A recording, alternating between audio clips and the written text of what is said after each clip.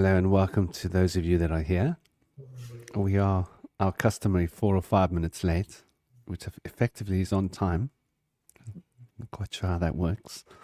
Hope you can all hear me well. Namaste, big love.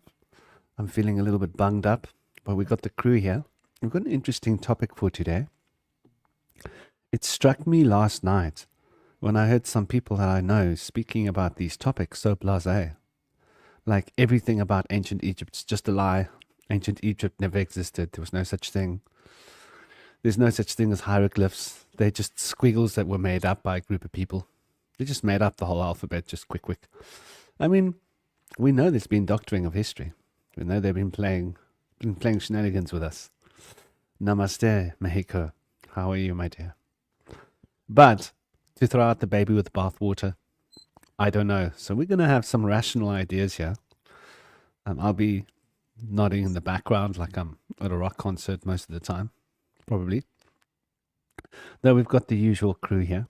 We've got Indy stage. Indy is he's a shadow worker. He's also a student of cosmology, a student of anthropology. He also works with the occult and Taoism, alchemy. He's a well-rounded person. Got his finger in a lot of pots, and inquiring mind, and very rational. We've also got another very rational mind here, dear Cosmic.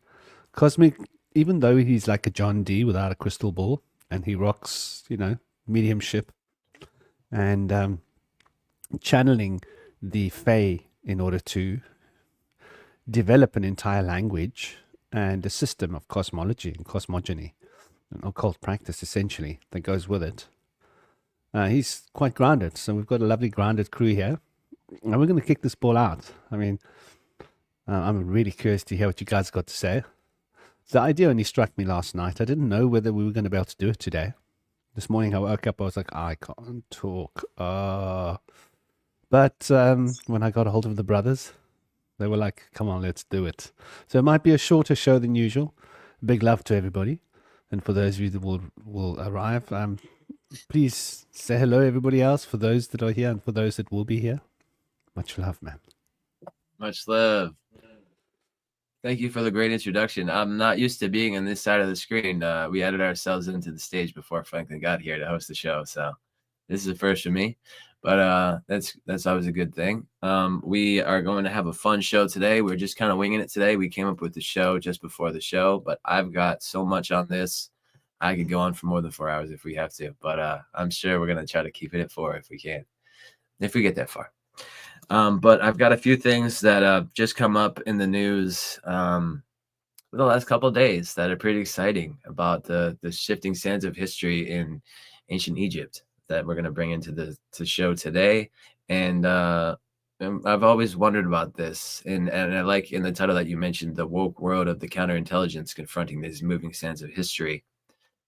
And Graham Hancock kind of mentions a lot of this in his shaking up of things, where he's trying to report that the timelines of these civilizations are a bit off and that there's more to be seen that's not being acknowledged.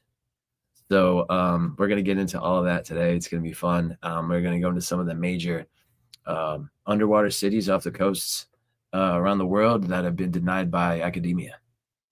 Should be fun. What's happening, Cosmic? Say hello there. Yeah, it might be a short day for me too, because I got family over, and they can be pretty demanding, so I might not be on here for a very long time. And I don't really know too much about this particular subject matter for today, I'll be honest with you. But if there's some thoughts that come to my head, I'll definitely chime in and offer my insight. So, yeah, might as well get this started. Yeah, I'd like to point out. Oh, go ahead, Franklin. What are you going to say? No, I was just going to say, if the Fae whisper in your ear, share it with us, brother. Please carry on, Indy. I just want to mention that there's a few different things going on here when it comes to the mingling of our history with some made up stories. Now, some of these issues happen due to the fact that there is misinterpretation of the lost languages that they're not reading correctly.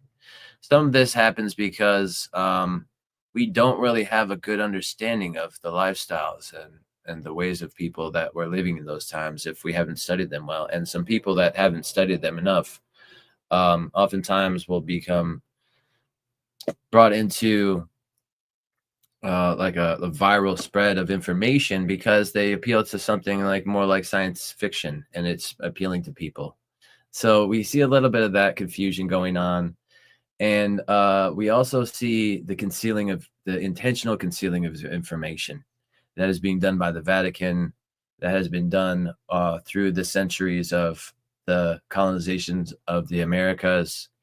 And there's a lot of that going on. So a lot of this is being intentionally hidden, whereas some of this is just being kind of confused and misinterpreted.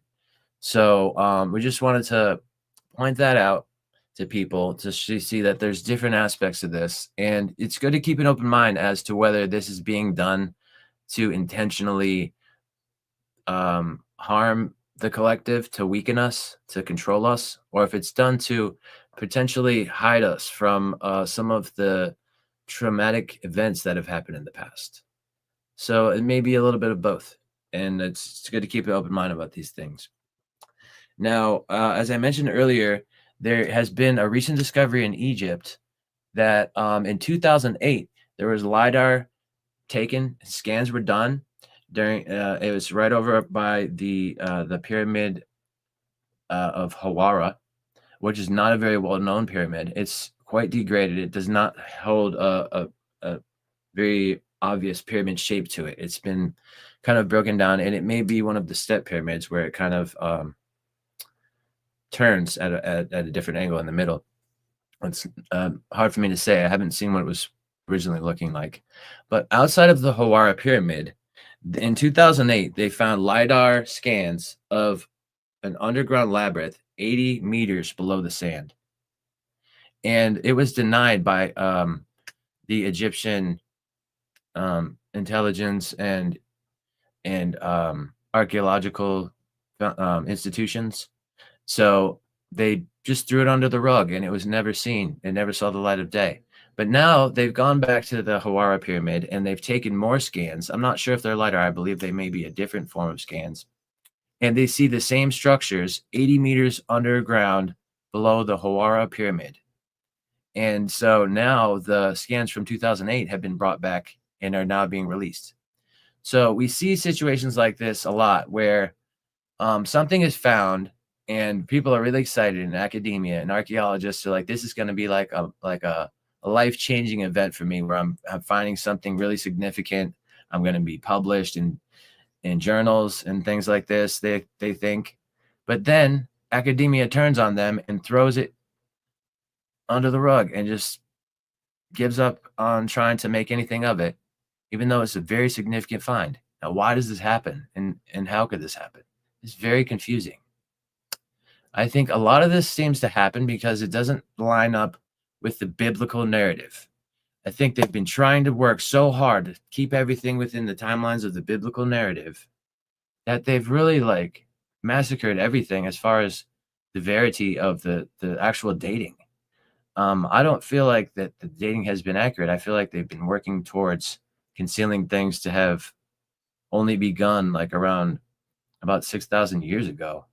And we already know from a lot of these other reporters that are kind of on the fringe of academia that are showing us that, like, for example, the Sphinx was likely to have been there for over 10,000 years. Now, that doesn't mean that the adjacent Great Pyramids were also there at the time, although they may have been. But at least the Sphinx was there for a much longer period, and that's not been acknowledged by academia. They don't say that there was different dynasties that go back 10,000 years in ancient Egypt. So we need to question that.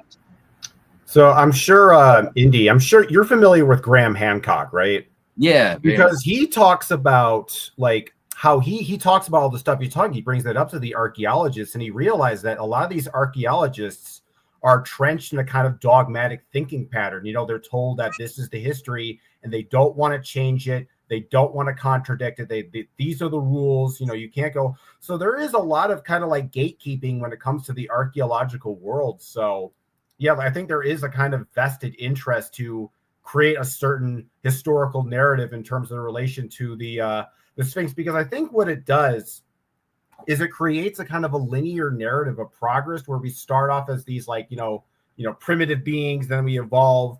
But the idea that, there was some time in history where we were more evolved and then, a cataclysm happened and then we had to kind of relearn all the stuff. It kind of pokes a hole in that kind of historical narrative. So I think that when it comes to like finding data and pointing things out, it's like, I think that in a lot of cases, like, I think that's why it's important in science, because sometimes, there's a lot of dogmatism that can happen in science because, human beings are fallible. We have beliefs, we have things we want to believe in. And even people who claim to be people of science and history and facts, they have their own proclivities and self-interests.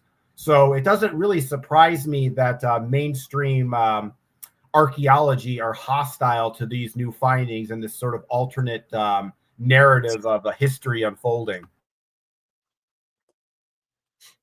Yeah, it makes a lot of sense. I guess like a lot of this stuff may come from jealous archaeologists that are trying to keep more focus on their discoveries and just trying to keep everything else from coming into the limelight. I could really see that might be an aspect of this.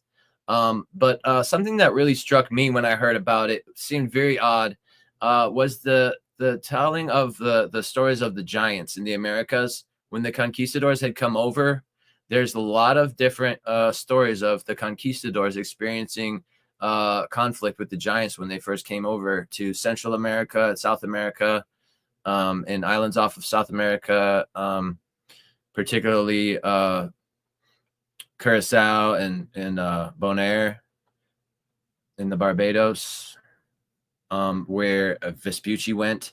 And there's stories that when the conquistadors went there, they had been run off by the giants sometimes, but when they went back, they were prepared to fight and kill off the giants and bury them and destroy their bones. And so I've always been so confused about this because as an anthropologist, you would think that you would want to know about some aspect of humanity or hominids that had become extremely massive sized, that lived amongst us, and that we may be having some of their genes in our blood as well. And so it's very strange what's been going on there with the missing skeletons of the giants that have been hidden away. And I feel like there's probably something traumatic about that might be hidden away because they just don't want to know. They want humanity to come back and relearn what had happened when times had become very fallen for those giants. Now, there was stories that the giants were originally gods or fallen angels, and they had a lot of power, and that over time, it may have been a climate issue where we came out of a paradisial climate and there was not as much abundance. And so over time, it was hard to feed them, and eventually they turned on us. And so I've thought that maybe that's what they're trying to hide from us, the fact that we don't want to relive that experience. But also maybe there was an aspect in which the giants, when they were in their good times, that they were our leaders and they taught us the stars. It said that the giants taught us about the stars and that they wore red ochre paint on their faces. And they had elongated skulls, which signified that they had great wisdom and intelligence. And so a lot of the Native Americans in the mound builders, history of the mound builders in America, the Adena and Hopewell Mississippian tribes, were seen to have built large mounds and had ceremonial burials of the giants along with dwarfs sometimes, but they did not bury the regular sized people in these ceremonial burials. They just buried their leaders, the shamanic giants. And so through time, this changed. And apparently the giants, like according to the Paiute tribes over in Nevada area and Lovelock Cave, there was the Satika peoples that were red-haired giants that had become cannibalistic and would actually molest the people as well. And they were very terrorizing to the people, and the people would war with them, and eventually it killed them off. But people that found their relics in the caves that went to investigate saw that they had previously had a high civilization with gold armor and spears and technology that had become fallen. So there's something seems to have happened there. Maybe when the megafauna were wiped out, there was a significant loss of the population of the giants, and they had become diminished. And since they had become so diminished, maybe they became overpowered by the people they used to lead. So it's very interesting and curious as to what exactly went on there, and how exactly these megalithic structures were even built. You know, they will admit that we don't even know how to even move, let alone create these structures ourselves. Like, we wouldn't even know where to start. So, but a lot of people that have been immersed in mysticism, that have studied ancient mysticism, have come to understandings that have not really met the academia or the collective to be able to have people know on a widespread way. But it's been shown that the Buddhists have done modern day experiments to show that cymatics can be used to make large boulders virtually weightless, to the point where people can roll 1,000-ton boulders up a mountainside. And I've seen this on video. Buddhists have done this with horns in recent times on video. So since we've done experiments with this, we only see, in as far as like the scientific realm doing any of this, scientific institutions have only showed us really a ping pong ball floating around a subwoofer so far, really. I mean, but there's really so much more you can do with it, and it's not really being showcased. Also, they've claimed that the giants were the ones to have moved the stones. But when we talk about the lost city of Nan Madol, which is a very mysterious place built with basalt columns, it's said that, according to the legends of the natives there, that chew these berries there that are like a red, that have some kind of effect. That's something, a tradition that they've carried on since the times of Nan Madol. According to the natives, they said that actually the giants were there to help mine the stone, but the dwarves actually were able to levitate the stone and move the stones. So there's definitely a connection between the giants and the dwarves that lived amongst each other in a lot of the narratives of the folk tales of the ancients. And it's said that they worked together to create these megalithic structures. Now, in Sardinia, in the Mediterranean, they have stories of the peoples called the Bossajuan, which was said to have been what's now the current day Bigfoots and Yetis. They said that during the ancient times that they built the megalithic structures there, and they were very wise, and they're very in tune with the ways of nature, and they could teach people so many things. They taught us a lot of things, and they're very, very connected to Mother Nature, more so than us. So the stories of the Bossajuan are very fascinating. Now, a lot of this stuff is just kind of lost at folklore and mythology and does not really make it into history. But we know that there have been multiple skeletons and skulls found across the globe by the hundreds or thousands that have been elongated, giant skeletons.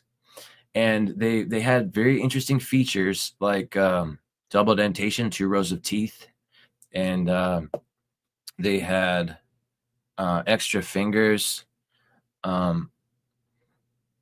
polydactylism. They had 6 fingers on each hand and 6 toes on each foot, typically, which is quite interesting. And the elongated skulls that they had were quite fascinating in the sense that, even though people have said that they might have created them from skull binding, they don't actually have a sagittal suture line that most skulls have. And so their suture lines are actually very different. And the way that the skull is built is very different. It kind of has a forehead that goes up and back, and then it lumps up again to like a cone head in the very back.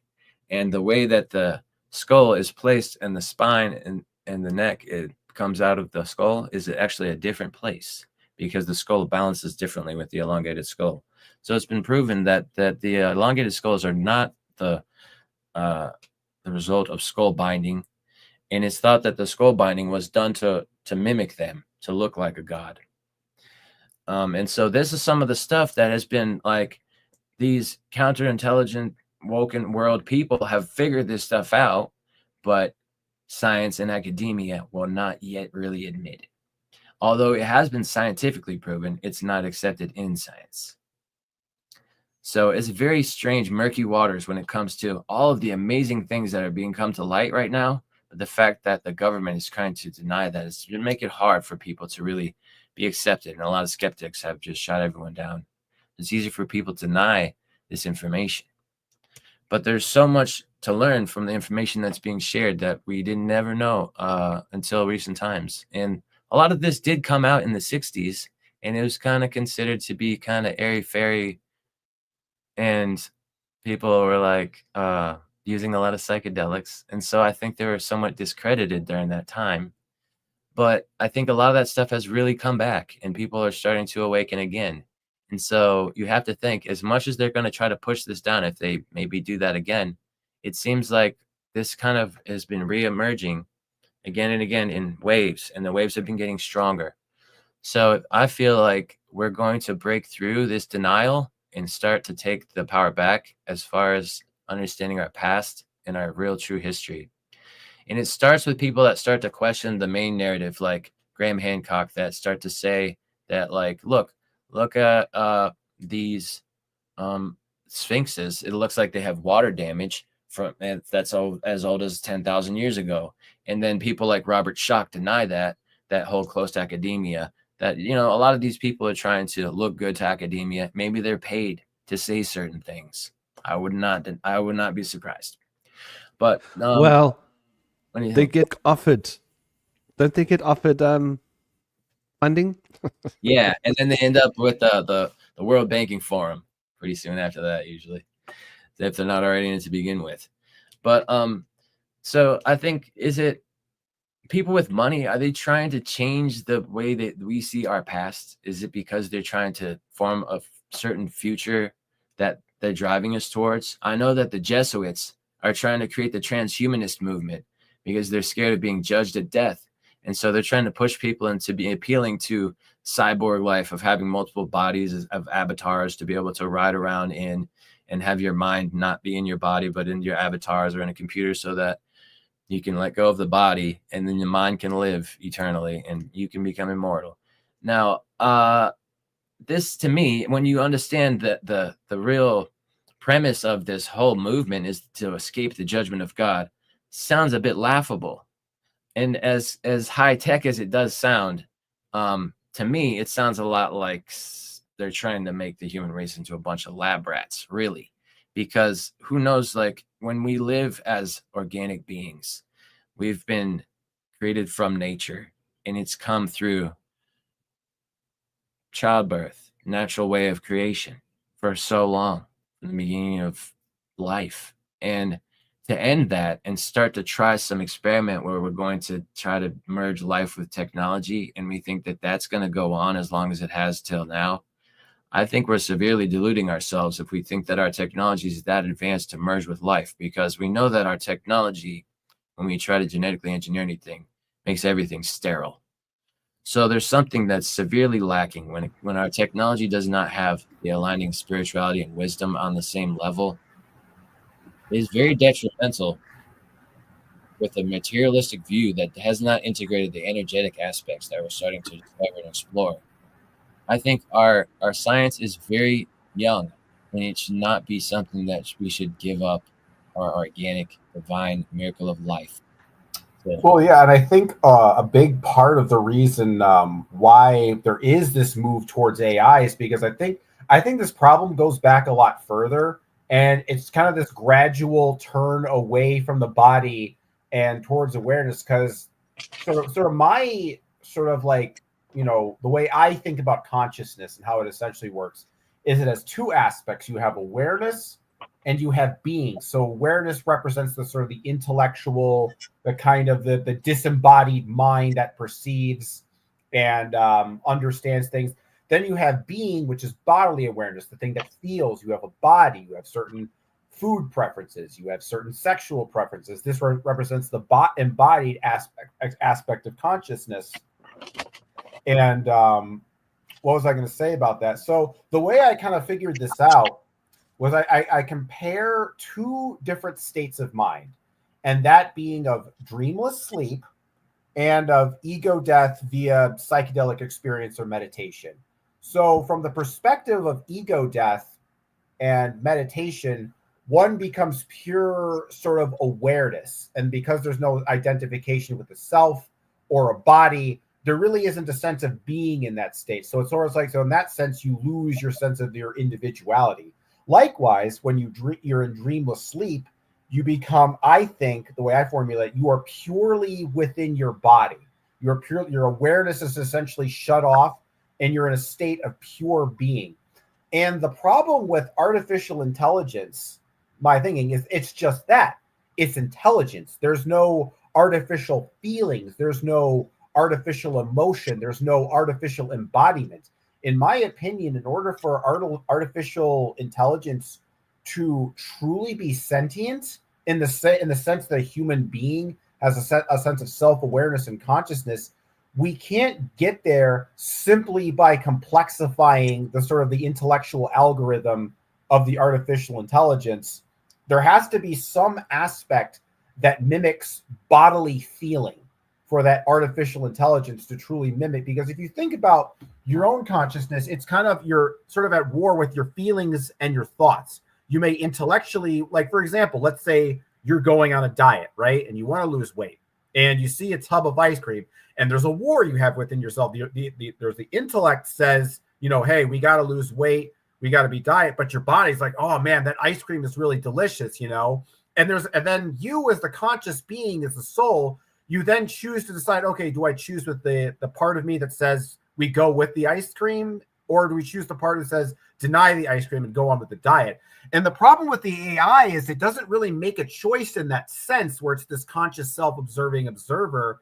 And instead, it just kind of goes along this kind of predetermined path that tries to mimic that self-awareness project. So, and I think with like you said, Indy, the artificial intelligence thing, I think that kind of just goes along with I think that this issue is not as recent as we think it is. I think you can kind of trace back its origins, just kind of like based on how we think that we are, the evolution of how we thought of gods and et cetera, et cetera. But to go back to something you said earlier about, I think another reasons why, a lot of this information is being suppressed is that, like you said before, the history book says that these civilizations go back 6,000 years.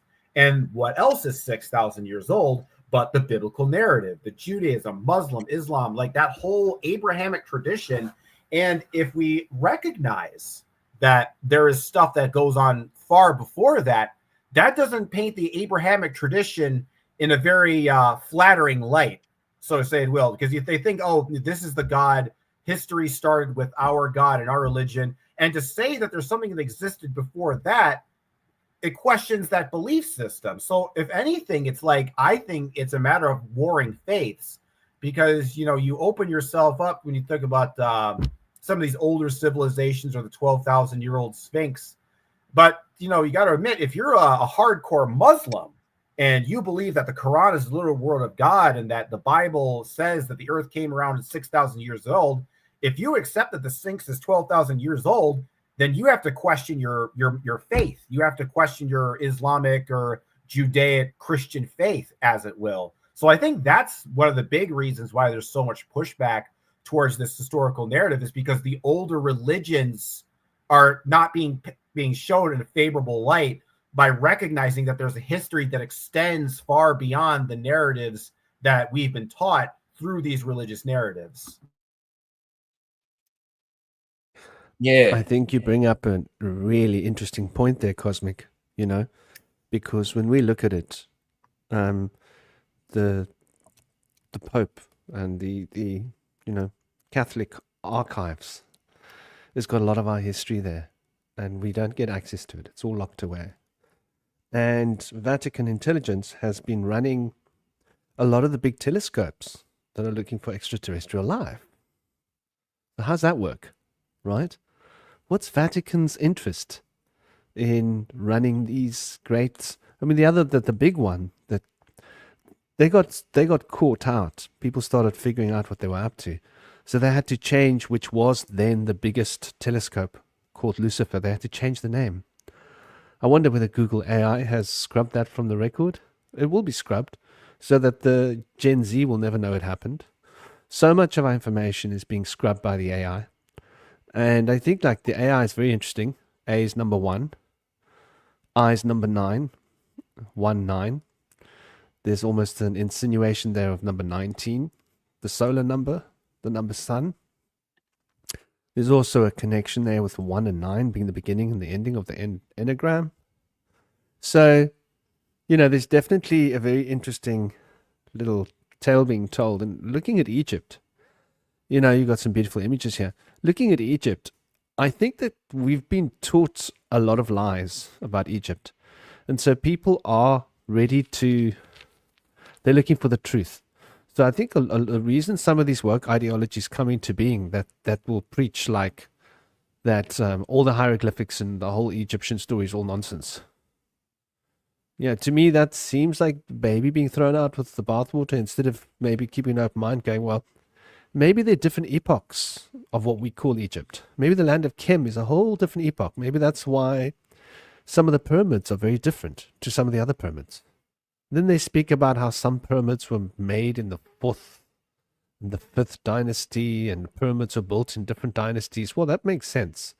But I think this whole story of dynasties, they've fabricated some kind of nonsense. And I think this is why people are ready to just say, well, it's all nonsense. Instead of going, well, it's a carefully constructed pile of nonsense, which they've used fairly accurate information to build a story of nonsense with. And they say that the best lies contain the truth. So this is why I look at this, what looks like woke propaganda, where they're telling us now that all of the Egyptian hieroglyphs never existed because, we've got lots of ancient rock art here in Southern Africa. And you can see how hieroglyphics would have developed. They would have been the sand people, the Khoi sand people, whatever you want to call them, or the Aboriginals, or, many of the ancient peoples, people from the steppes, and they would have been drawing on a rock, and they would have drawn the gazelle and the hunting, sort of like a signpost, a way of saying there's good hunting this way, or draw a gazelle next to the water, as if to say, well, if you keep following this direction, you're going to find water. And there may be some kind of code in the way that these drawings are presented so we can get a sense of direction, So I think I think we can clearly see how these hieroglyphic languages have come to be. And there are other hieroglyphic forms of languages as well on the earth. We look at Japanese as an example. That's still got a big part of hieroglyphics in the language. Chinese as well. And so we can see how the language seems to have evolved. And there seems to be a basis that hieroglyphics seem to be in some of the very old languages. And we can see some very interesting hieroglyphics up in the Indus Valley as well. They found some very interesting seals, a different kind of hieroglyphics to what we know in ancient Egypt. So this makes me think that there's different epochs here. And they've mashed all the epochs into one. And possibly, like you say, Indy, they've mistranslated and miscommunicated some of the ideas because they're trying to fit everything into one time zone instead of saying, well, maybe the pyramids were built. When I look at the Giza pyramid and I look at the Sphinx and I look at the geology and the geometry of it as it relates to the astrotheological circus turning above us, it seems like it was obviously created during the age of Leo, right? And this makes a lot of sense. If it was created during the age of Leo, we're talking what, 12, 13,000, 14,000 years ago? That's a bit before 10 BC. And they did find a pyramid off the coast of Japan that was covered in coral. And according to their dating systems, which we've got to question, they reckon that age of the coral was about 9,500 years old, which meant that that pyramid must have sank sometime in the 10,000 years period. So we could be looking at older epochs. And an interesting point, something you said quite close to the beginning, Indy. You know, in the Sumerian chronicles, the Sumerian tablets, which we know are fairly old, they speak about how in Enki's tablets, Enki's story that he's left for us, they speak about how there was a great flood and everybody had to go to the north, had to go up to, what looks like the mountains, Indus Valley, and the steppes. And they had to wait for the mud to subside. And then they went back to the original sites of the original ancient cities and tried to excavate those cities. And those that couldn't be excavated, what do they say they did? They said they built on top of it. So doesn't it make sense that in ancient Egypt there would be a city below that city?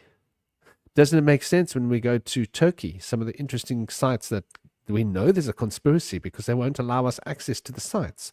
10 years embargo of actually digging in there, and they're planting all the olive trees, right? So this is a real thing that's happening, and they don't want us to know the scale and age of our civilization, and that there have been successive mud floods. And speaking about the mud floods, I've been posting a couple of interesting things on my group. Here in South Africa, people are uncovering more and more evidence. They uncovered a contract with Absa Bank, Standard Bank, where they are clearly writing there, this is the 1800s, slightly late 1800s, and they are taking over the building. And part of the contract for them taking over the building is that they will excavate the building. Very interesting. They give details about the repair work they need to do and this and that. And that's here in Cape Town. And when you look at a lot of these other buildings that they say were built, right? They say that some buildings like the, is it the FNB Bank in Joburg? They said it was built in 2 years. But there were issues with getting materials during those 2 years. So they didn't even spend the whole 2 years building. This building is impressive. They couldn't have built that building in 2 years. And we find this repetitively. So we know they've lied to us about where all of these ancient buildings come from. And the same with all of these mounds, right? Like South Africa's full of pyramids. China's full of pyramids. Eastern Europe's full of pyramids. Africa's full of pyramids. South America, North America, full of pyramids. Russia, finding pyramids. These pyramids seem to span the whole world. And then there are people that say, well, Egypt was in America. And I say, well, yes and no. Egypt was in America. But not Egypt that we know, not the Egypt we've been told about. An ancient land of Chem must have been a global civilization. Yes. That was, yes, in America, in Europe, in Eastern Europe, in Asia, everywhere. It was a global, and the Vedas speak about this Bharat, global empire. There's a definite Commission pyramid in Australia, too. It's either Australia or New Zealand, one of the two. And it's got... Yeah, brother, they're everywhere. And it's got history of the pharaoh that left Egypt to come to Australia, and his name is on a cartouche on a pyramid in Australia, which is amazing. And there's a whole navigational route where he traveled, where there's signs of traveling ancient Egyptians. And so if they had went that far, they could basically go anywhere. So, and they had this archaeologist G.E. Kincaid exploring the Grand Canyon and had found some mummies there in underground temple it was massive. It was a whole civilization inside of the rock there. They had a great temple with mummies, and there was more corridors with various things in there. But a lot of people have interpreted it as Egyptian because a lot of the peaks and valleys over there in that restricted area of the Grand Canyon have Egyptian names. But if you actually look closely at the work that he did there and the descriptions that he made, he really found a Tibetan lost civilization in the Grand Canyon, which is not to say that the Egyptians weren't also there at maybe a different time. But it seems like that the huge covered up archaeological find in the Grand Canyon is more likely to be Tibetan because they had Buddha figurines there. And the Tibetans are very versed in mummification as well. They didn't really have anything that was starkly Egyptian that was standing out. It was the mummification that people associated with Egypt, I think, that has gotten that. But the fact that they've named all these peaks and valleys after the Egyptians there is a sign that there's definitely something Egyptian there as well that they're hiding. Or it's an obfuscation and they're trying to distract people and confuse them. That's also possible. Here's an interesting question. Did Sumerians have a banking system? Egyptians. That's a very interesting. I mean, a lot of these seals that we get were about financial, weren't they? Yeah. From Sumerian. Yeah. Each of the different symbols was originally a little, like a little figure. Like they would make like a little figure of like a little wine jug, and that would be like when you were trading with people, you would have these little figures, and if you wanted to trade like 10 bottles of wine or 10 cases of wine for 10 cases of textiles, you would exchange the little figurines in the trade as like a mock of the actual trade. And so that's how the language developed. They eventually turned those little figures into little symbols. And originally, all they had symbols for was for numbers and for items of trade and market stuff. So over time, they started to be able to use the words to say things more poetically, to be able to describe feelings and other things. But originally, it was just for commerce. The language of Mesopotamia was just for commerce, and so the cuneiform was very simplified in the beginning. But if you actually look back at it, somehow I feel like this is a lie, because we see that originally it was a pictographic language with very easy to discern pictures that were obvious to the eye. Now, over time, I feel like people weren't as artistic, and they turned the pictures into a series of arrows where the picture was going. And that's what we have today as cuneiform that we see as the modern cuneiform is a picture of arrows or little V's that are pointing in a direction. That came from the original images that were very pictographic, like glyphs, like hieroglyphs, or the original Phoenician or Hebrew, which was Proto-Indo-European, was actual pictures. And so we see A being Aleph, being the bull, and it was a picture of a bull's head. B or Bet being a home, and it was a picture of a home with a little animal home next to it. And so and then later on, they showed the image of the home from above in a bird's eye view. And it looks somewhat more like a spiral.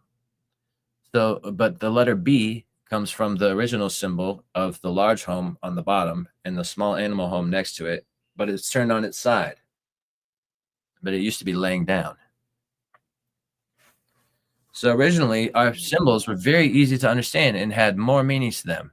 Now, the Chinese never developed a phonetic way to discern how anything's pronounced. So their symbols don't represent a sound like Western languages. They just have symbols that represent a picture, which are more and more difficult to understand as they become more chicken scratched and boxed out. But they were more artistic originally in ancient Chinese. There was more of a picture, and it was very easy to discern what the symbols meant, even if you didn't understand the language.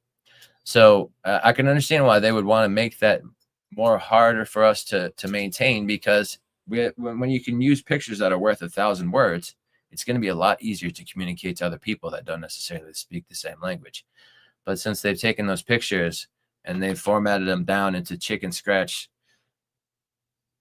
jibber jabber, whatever these symbols are supposed to mean, it would be very hard for an alien species to understand the Western language, because we're writing down a bunch of sounds that to us have meaning. But to any onlooker from outside, it's going to be very hard to discern why sounds have a reference to images. It's very taken away from the original brilliance of our languages, which also had a numerical system within them and a musical system within them, which Hebrew has maintained. But every other language has been really simplified down and become very nonsensical to a large degree. I've been working on creating a codex of languages to help people understand how to read different alphabets and how to pronounce those different symbols and how to trace language back to its roots. It's been a very meaningful process that I've been going through with it, trying to trace us back to the language of the birds. One thing that's interesting to me is that I find that the Egyptian hieroglyphs were very impacting on language and inspired the Phoenicians to create their language, which later became Canaanite Phoenician or Hebrew. And originally, the Phoenicians, they had the letters that have given us the language of Indo-European languages today. And those symbols, like for the Egyptians, the first letter was, I believe, a falcon. But for the Phoenicians, the first letter was the bull. But still, at the same time, we have the eagle and the bull and the lion being representative of like the world governments that have taken over and the world religions that have taken over. They represent kind of a Martian aspect of male dominance. Whereas there was other symbols in the past that had power over the others that were superior, being the serpent and the owl and the dragon, which were kind of symbols of Enki, or the god of the underworld, which have been demonized in the modern day. But in the past, those were seen as more wise than the symbols of the warmongers that are ruling our world today.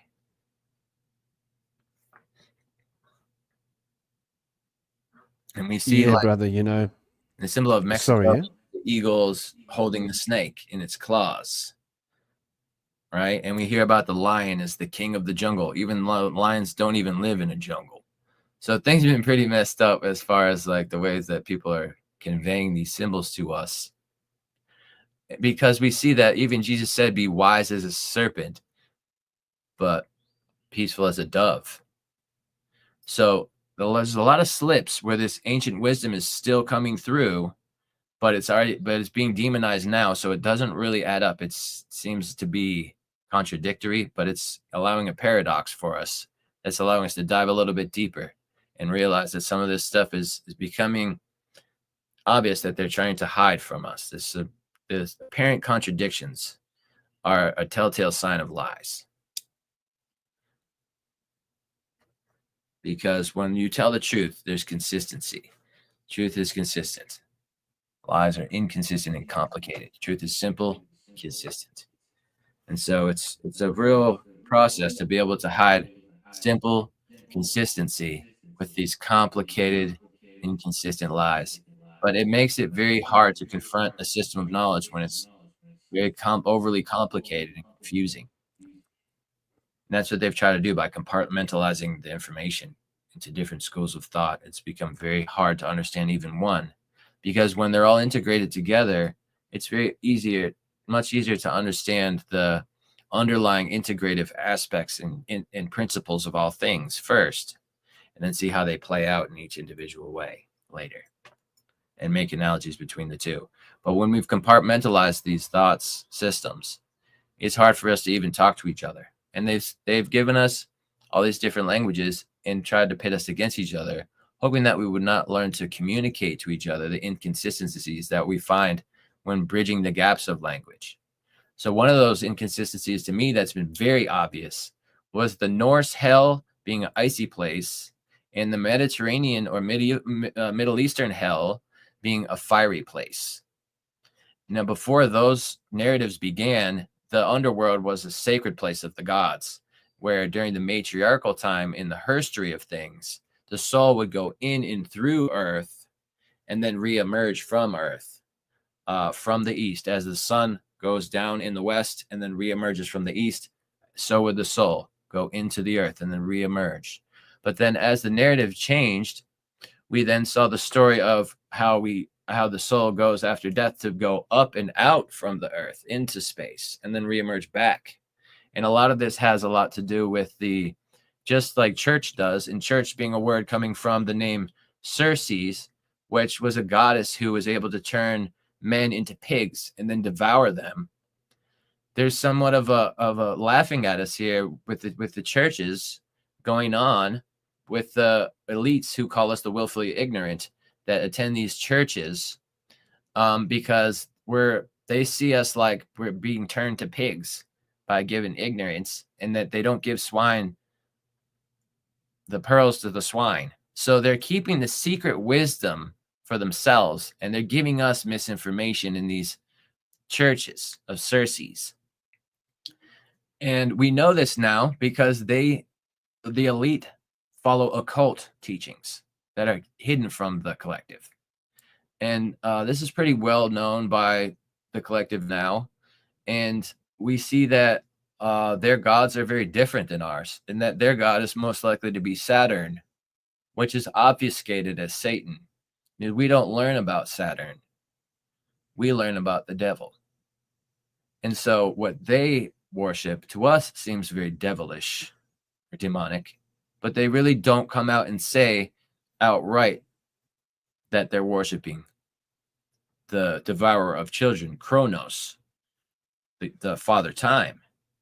And so it takes a lot of investigation and digging to be able to learn what's really going on with them. And what's been given to us is questionable at best a lot of times, even though they do use some bait to draw us into their corrupted, poisonous systems of knowledge, like the things like forgiveness. Like Jesus is forgiving, even though the God is a wrathful, jealous, angry, warmonger, slave monger, misogynistic God. Jesus is nice, and he wants to be nice to his neighbors. So won't you come join us? And that's basically all the principles that you're going to get. Forgiveness. Now, they don't really tell you, like in the 70s, there was more of a deeper understanding that if you are around somebody that is fallen and transgressed, that you should ask them if they wish to repent. Ask them if they wish to have guidance to become better and stop failing in life like they're doing. And if they do wish to have guidance and they do wish to repent and change their ways to become better, that is when you forgive them and you have to help them and offer them guidance. You don't just forgive people that want to continue on doing transgressions. It's encouraging them to do more.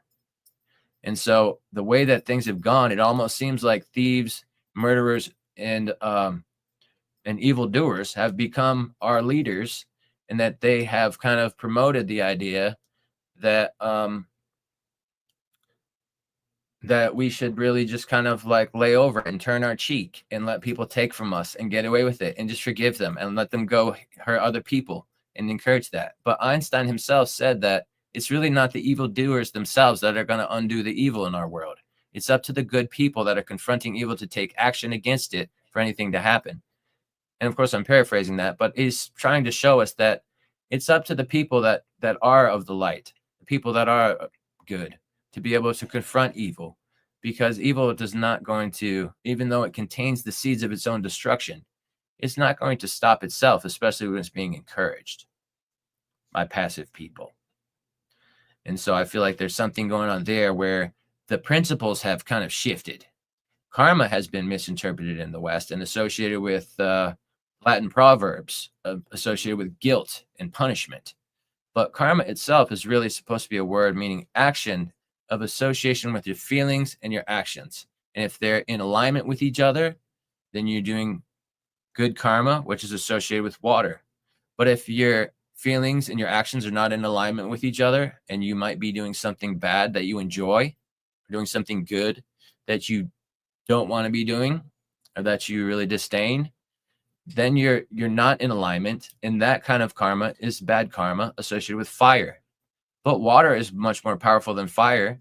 And so the power of good karma to be able to transform and try to undo your wrongs and try to seek forgiveness and try to do a better and come into a better lifestyle or way will allow the previous mistakes to be undone. And so the water will squelch out all of the infernos that were created from the little fires that you had began. And it's not about trying to run away from that fire catching up back with you. It's about trying to trying to give the good karma into the world, where it's going to provide the good karma that will squelch out the fires that you may have started in the past, and you get new beginnings and you can start again, and you have that forgiveness from having made mistakes in the past because you're going forward into a better way. That's why you're being forgiven, because you're changing your ways, not just because you don't need to carry the guilt and you need to be able to get on without carrying that guilt along with you like baggage, but you're going to do more things that give you guilt. That's not really a good system of way of doing things, but it's been kind of a way that's been pushed on us. And so I know a lot of people will say, oh, I was forgiven. You don't have to, I don't have to forgive. I don't have to apologize to you because I was forgiven by God. And a lot of people take that approach, but I feel like if you're not able to ever humble yourself and apologize to somebody, that's a very selfish way of doing things. Now, some people think that it's wrong to apologize because people are forcing you to put yourself down. But I think when you apologize, it's really not about, it's not really about yourself. It's really about being humble to respect that other person and show them that you care and that you were sorry to have made the mistake that you had made and that you would wish to have done it another way.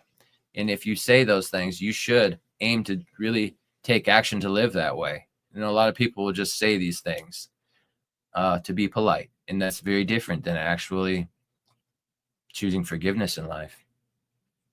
So there's a lot of this stuff that has been kind of changed through history, but I guess we should probably get back into a little bit of more archaeological take on this. I'm getting a little bit of a tangent. I feel like it's all involved in the same cover up of the information, the loss of the true history. Yeah, brother. But you're bringing up some lovely information, so it's not so much of a tangent, really. It's just the other side of the coin. Yeah. You guys are talking about the eye, the all-seeing eye. And I think if we're talking about Egypt, we're going to have to talk about the all-seeing eye, aren't we? Yes. I know a few of you talking about it. Yeah, it was a question that he was saying, and I think Bernadine and Howard, you guys were all talking about this. So here's an interesting perspective. Here I've got an image that I've put here, which shows the three fundamental shamanic worlds, the seven hermetic principles. Now the seven hermetic principles produce the innate, right?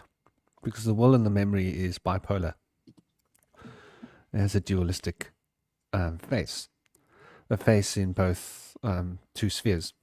Will exists both in the etheric body and in the astral body. Memory exists both in the astral body and in the causal body. So we're talking here, Pingala, the bottom sphere, or Ida, the middle sphere, or the Shashumna, which is the combination of these two, because these two are splitting off. Really, the two bottom bodies are really a division of the top body. There's a polarization that happens. So there is only really the causal body. Now, the Egyptians spoke about the body of Ka, the bottom one, the vital essences, the vital body, the body that could move around and affect things, etheric body. Then they spoke about the astral body, which is the astral body which is involved in the crossing over, by the way, quite interesting, like living and dying issue, because the etheric body falls off first, and then the astral body takes one into the state of the causal. And so they called the astral body the Ba, which relates to the Ida of Vedic cosmology, in the same way that the Ka relates to Pingala of Vedic cosmology. And then we've got the causal, the Shashumna, which is that spiritual body being reflected in, these are reflected in the physical body. From the shamanic perspective, we've got the three worlds of the shaman, the divine plane, the middle world, and the underworld. So, as you can see here, the seat of the soul is the causal body, and the causal body is a hyperdimensional body, which is hyperdimensionally greater. So the physical body is like a small little body, and the hyperdimensional shift up becomes the etheric body, the bottom sphere. Then a hyperdimensional shift upwards becomes the astral body. Then a hyperdimensional shift upwards becomes the causal body. This is what all those New Age people are talking about when they try and speak about 5D, 6D, and 7D, right? Because 4D, we're living in 4D. We're already living in 4D. Time is not, you can't speak about dimension without speaking about time, because time is a flow through dimensions. So it's a, in the same way that 3 dimensions become a different thing to 2 dimensions, 4 dimensions becomes a different thing to 3 dimensions. The same thing that 2 dimensions becomes a different thing to 1 dimension, right? So we're existing within these 3 dimensions, but we're moving through them at a tangent. And that tangent that we're moving through the 3 dimensions with, you could consider as time.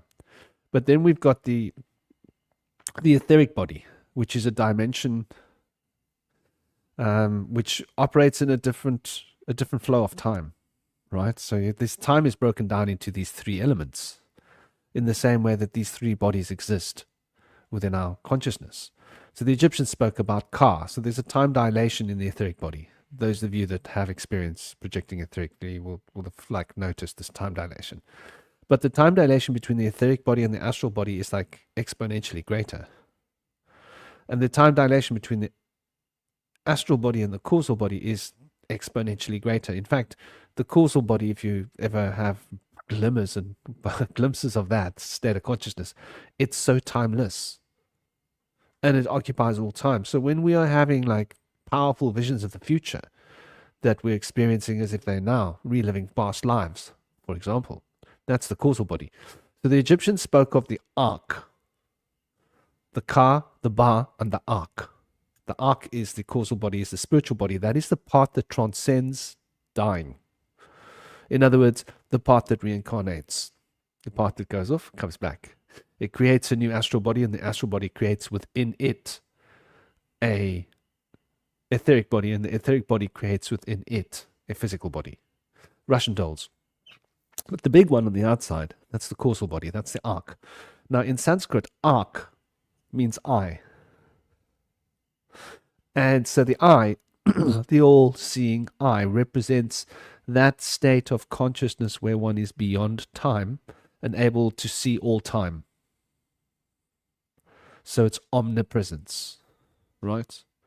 It's being in all times now, able to, in the present, experience the future and the past, as if it's all now, because time is the great illusion. So this all-seeing eye is really quite central to all of the occult traditions and practices, and represents the third eye. Obviously is the whole brain action. So, you know, intuition is at the heart of the spiritual body. Memory is like its foundation, and inspiration is what it taps from. In the same way that imagination is the heart of the astral body, memory is what it taps from, and will is its foundation. Then will is what it taps from in the etheric body, and instincts is at the heart of the etheric body, and sensations of physicality is its foundation. So we've got these 3 principles running through and through. This is the Enad, and these 7 hermetic principles. Obviously, inspiration is mentalism. Intuition is all things are connected to other things, right? This correspondence. So intuition can sense the correspondence between things. Yeah? And the mentalism is inspiration. The entire mental dynamic is one inspired experience. Memory is vibration. Mem means water. Water means vibration. So when you're meditating on the element of water, you're meditating on vibration. This is in Taoism. This is in Vedic cosmology. This is in every system. That resonance, that powerful resonance, relates to the water element. And so, like, yeah, the upper sphere, that body that doesn't ever die. I think that is what we're talking about when we talk about the all-seeing eye. Because within that, a hyper small thing, it creates an astral body. And then within that, it creates a hyper small etheric body. And within that, creates a hyper small physical body. But right out here, encompassing that and all so much more, is the spiritual body, which holds within it the other bodies, sort of like Russian doll style. So, that's just an interesting point I thought I'd share here, an idea. These are just ideas that I've sort of worked on over the years. But now what I really wanted to tap onto was something that you were saying a minute ago, Indy. Let me just remove this from here and pop this on here. Okay, so they evidence of cosmic airbursts with energy approximately 5,000 times that of Hiroshima. Right? Yeah. This is Tal El Hammam. So they've got evidence, right? They are suggesting it's 3,600 years ago, right? And but this isn't this. Just so you know, what site we're on. We're on the Alaska Fairbanks, University of Alaska Fairbanks. So no, we're not in some conspiracy website. we're looking at legit discussions of the academia. And not that I have too much faith in legitimacy, but they got to be careful just how far they take the lie, because they will lose legitimacy, and especially universities have to be careful. So governments tend to be a lot more playful, but these days the wokeness is a disease we all suffer from, and I think it was there before. Like I noticed it when I was a child in school.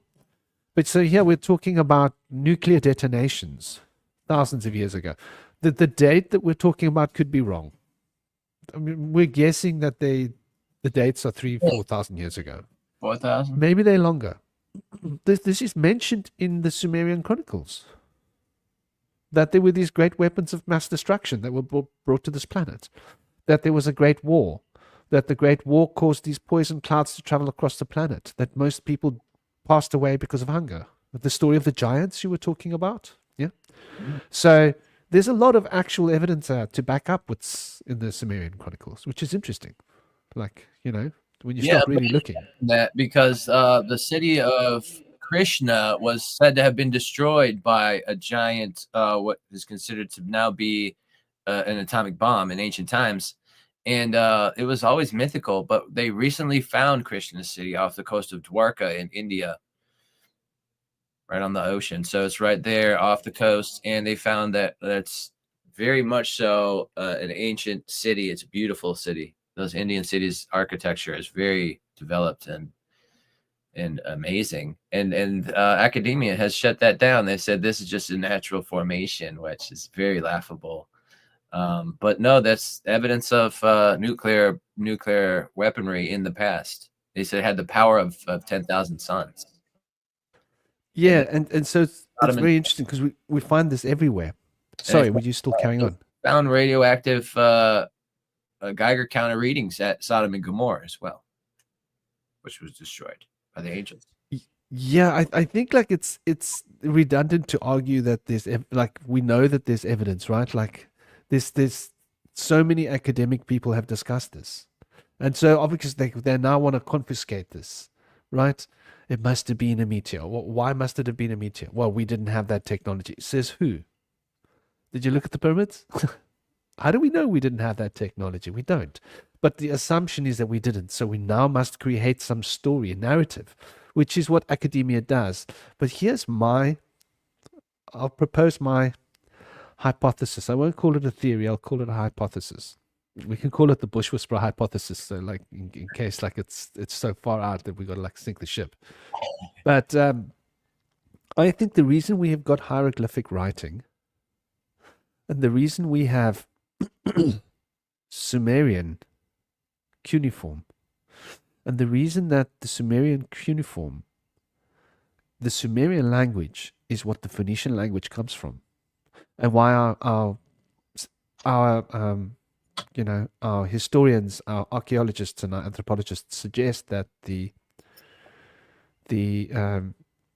Phoenician language evolved from hieroglyphs from pre-Egypt, or what they want to call ancient Egypt, I call pre-Egypt, just to make it simple, because I believe in different epochs. To me, this is an obvious thing, but now the question is why? And this was a conversation in a group the other day, and I was disagreeing with someone, And I was like, well, asking, well, what do you substantiate this on? And they had a few ideas, but I didn't see anything valid being said, Well, the stuff in Egypt isn't worn out enough. It isn't worn out enough. Okay. How do we know the whole thing wasn't under sand? I mean, we don't know. Mud flood. Maybe it was all excavated out some time ago. We just don't know. So anyway, this idea that back in the ancient times they arrived here, whoever arrived here, right?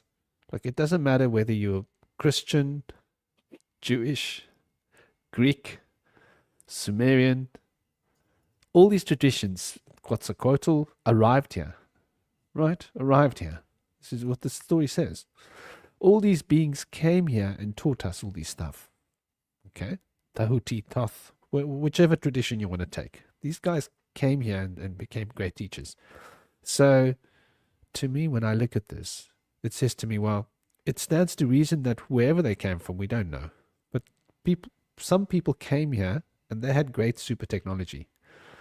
And whether we were engineered or whether we were here, let's not get sidetracked into non-clutcher discussion. It doesn't really matter. We were then upgraded according to all the ancient stories. We were taught writing, we were taught agriculture, we were taught, and it doesn't matter where you go, the story is repetitive. It's part of our ancient mythos. It's part of the verbal stories told here in Southern Africa. It's part of the verbal stories told by tribes in Central Africa. The Aborigines tell the same story. Wherever you go, the story is universal. India, the Devis and the Divas arrived here in their Vimanas. Which story you want to take, it's the same story, essentially. So they came here and they upgraded us. But what did they upgrade us with? I think they had us communicating with hieroglyphic language. Maybe we didn't have the forebrain intellectual capacity to operate with their completely abstract Sumerian Phoenician language, or maybe they didn't want us to be able to read all of their texts. Whichever one, we don't know. I'm not one to make assumptions. But let's just look at the possibilities. So maybe humans were using these pictogram language pictures, and these the gods that we hear about in every tradition. It doesn't matter. You can speak about the Norse, whatever. They had their language. And at some point, we became highly evolved. Now we start talking about the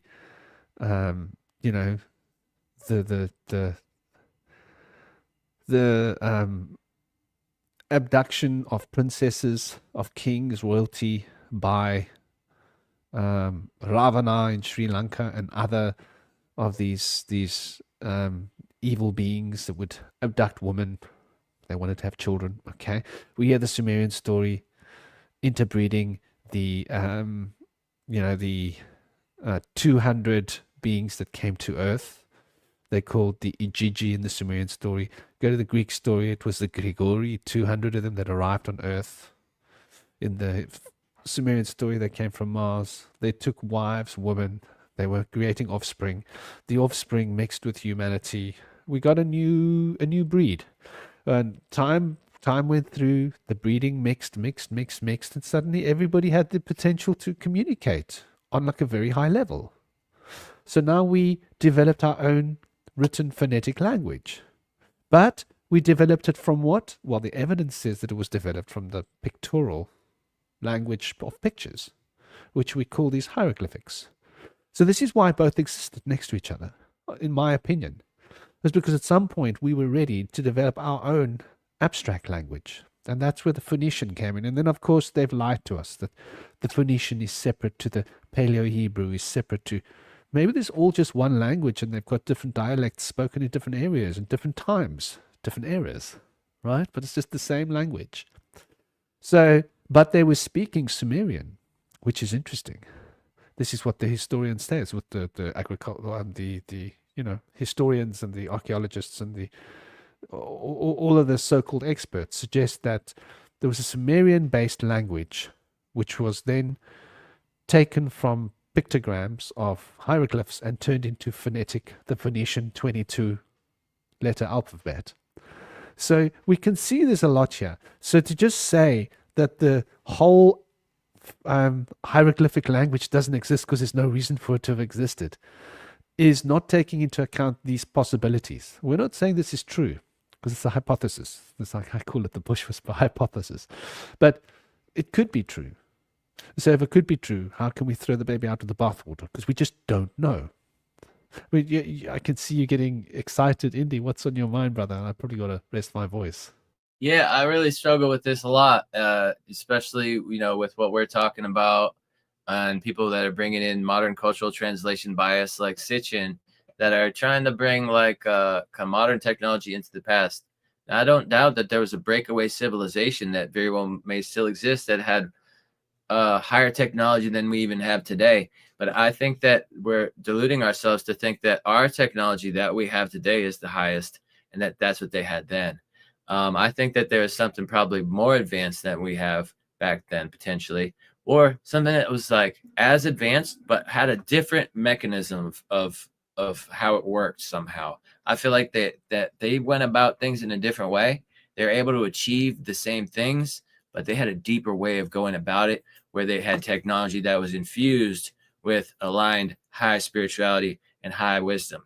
Whereas our technology seems to be like missing a gear or something. It's not really like up to par as far as like the ancient stuff that they're able to do. I feel like our atom bombs cause like radioactive poisoning, whereas theirs may not have, because like they were a little bit more advanced to the point where we want to destroy, but we don't want us to destroy ourselves in the process. Whereas our technology, we haven't thought that far. We just want to kill. We'll kill ourselves too. It doesn't matter. We just want to kill the bad guy. So we don't really think it through now. Whereas they might have been also at that point on a similar page because they did destroy a lot of things. And it said in the Atlantean narrative that their technology was their undoing and that they had to be destroyed because of their technology. And they said that the cosmos itself destroyed them, or the gods of the heavens had them destroyed because their technology was becoming dangerous. There's spoke of with Edgar Casey, there's speak of like the idea that they had the healing crystal of light that they tried to take off a shard of, and it created the death ray crystal, and that they used that to destroy after that, to take power. And that's when they had become fallen, and they lost their place here on earth because they were stricken from the land by the gods or by the heavens.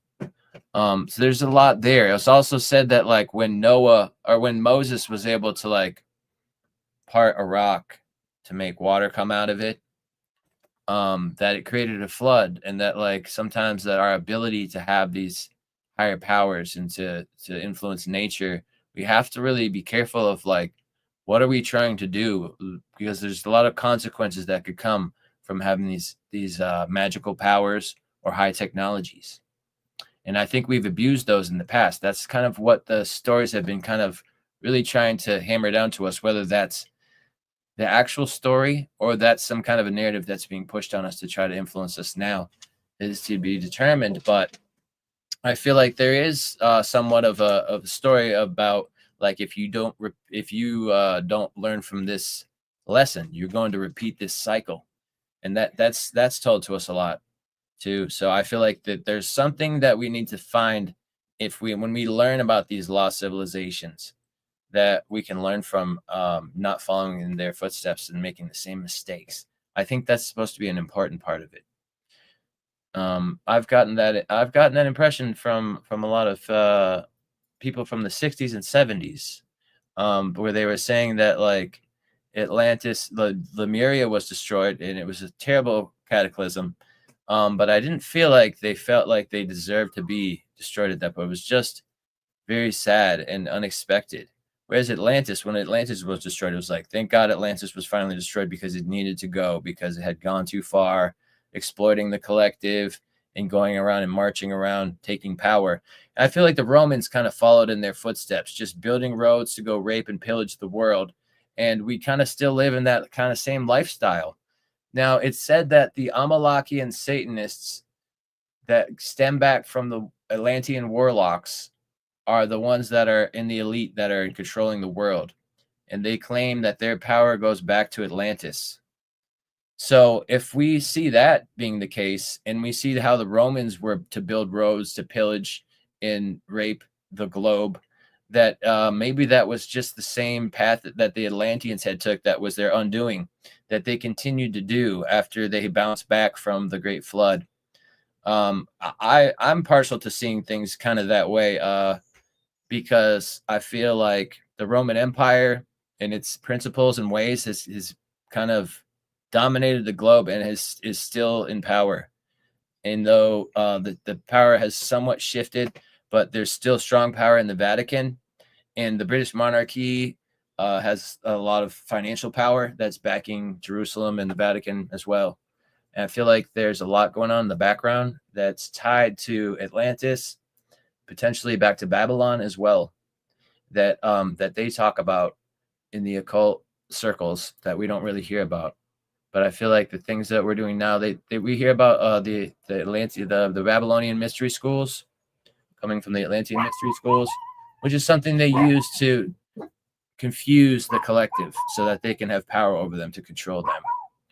Also, to keep them away from their homeland. When there was the island of Atlantis, I'm pretty sure that the Atlanteans, if they were able to travel with sky chariots, like it's said in the Bible and in the mentioned as Vimanas in the Hindu and Vedic scriptures, that they may have not ever told anyone where Atlantis really was. The fact that we knew that it was destroyed probably was the fact that we never even knew it was an island up until the point where when it was flooded, then they told us that their homeland had been flooded and it was an island, and we could learn that then, but we may not have known that then. And I feel like if that was the case, what about these UAPs? Are they ever leaving the atmosphere? I have never seen a UAP leave an atmosphere before, and I don't know anybody who ever has, but just recently, within the past week, we have seen the first evidence of UFOs coming from what seemed to be a shooting star or a meteor or comet coming into the atmosphere, and then it stopped and started to move around independently as UAPs. That happened twice in two different places within the last week. So maybe they can leave the atmosphere. Maybe they're from here and they come back to here. Maybe they're from another place and they're entering the atmosphere. Probably a little bit more stealthily than they have within the last week, potentially. But honestly, I think if that's something that we've really never seen, I don't think that's really necessarily going to be a good explanation for what we're seeing. And that's, to me, it's better, more consistent to understand that these UAPs come from underwater or inside the earth, being the case that they've never been seen to really leave the atmosphere. Also, they're very human-like in all ways. The fact that they use technology, unlike most creatures in nature, to me, shows that they have a strong connection with us. And I feel like that they are a breakaway civilization of aquatic hominids that lived in the ocean for millions of years and then reemerged with advanced extrasensory perception and telepathy and telekinesis and other things of such, and have retreated to a sanctuary inside the earth to avoid the cataclysms that they've witnessed. Yeah, I mean, you guys are all, like, in the chat are bringing up some interesting points. Something that was mentioned a little while, I think Zerilat, I saw his comment there as well. Why would you blight the land for years after the enemy had been destroyed? Those weapons, according to, well, if we look at the Sumerian documents, those weapons were created on another planet that was much bigger than our planet. Okay. So that would be a regional disturbance, wouldn't affect you. Yeah. If the planet that they were on was like, as they say, like our planet was like a tiny little pebble next to their planet, right? Like wiping out half of our planet on that is like 5% of the planet. And if they are far away and they are like warring with you, then you would do that. So that's like apparently why these weapons developed, and why they brought the weapons was they used them to get through the hammered bracelet, according to the story. Because the hammered bracelet couldn't be, they needed to blast their way through the hammered bracelet. The first guy did, Alalu, who they sing about in the Christian church, Alleluia. Well, Then when the planet Ea Tiamat, came, he used water. Yeah. you think that the asteroid belt, which was referred to as the hammered bracelet by the Mesopotamians, may have been a planet that was crushed? Well, according to the old story, it was the remnants of Tiamat. Yeah. And And so Earth was a part of Tiamat too. And that's why they were looking for Earth, because they needed the gold. That's the story. yeah, I've heard recently that they're saying that Earth was part of Tiamat and had broken off and became its own thing. But to me, it's really explained how the upper waters crashed into Earth. It's almost like Earth was already here, and then the upper waters was a separate thing that came from Tiamat to here. But I like to keep an open mind. It's possible that Earth was just a remnant of a larger planet. But I do feel like Luna, our moon, definitely came from there because it has tritium-3 that has change-of-site crystals that contain helium-3. That's consistent composure of our moon and the same composition of the asteroids in the asteroid belt. And people have told me that's because a lot of asteroids hit the moon. But I like That's I think there's a lot to this. Yeah. Yeah. Sorry. No, that's cool. Then carry on. And I feel like if Tiamat was the larger planet, and I would think that a lot of life on Earth may have come from there, if not all. But at least the gods had come from there at the very least. And if that was a bigger planet, as is suggested, they might have had much more higher ability to mine different things and possibly more different elements that they were able to access there, and higher technology they were able to build with maybe a bigger, larger pressure system, maybe more gravity on their planet, probably a lot more forces to work with there to create more power. This adds a lot of information here to the aquatic theories of humanity's source, right? Yeah. Because Tiamat was an aquatic planet. It was a watery planet. And it was populated by huge, gigantic lizards. Let's call them dinosaurs, because we don't have a better word for it. And so this is why we can't equate how dinosaurs were able to walk around here. Because what's the first thing that a physicist will tell you? Is that a dinosaur wouldn't be able to carry its own weight. Right. So there's a lot of holes.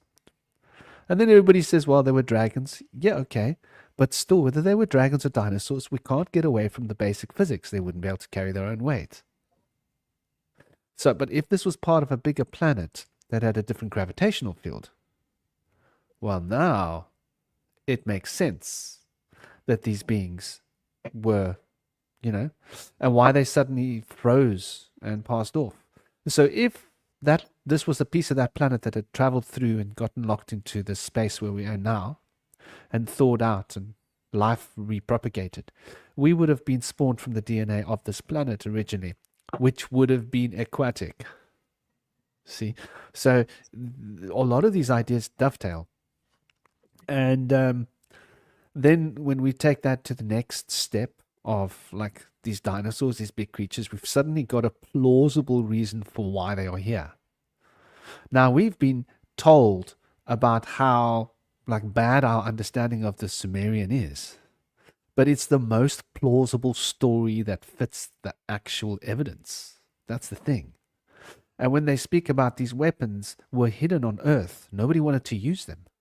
The only reason the weapons were used was because they were afraid that Marduk was going to get access to the heavens and go over and take the war back to their planet, which they didn't want.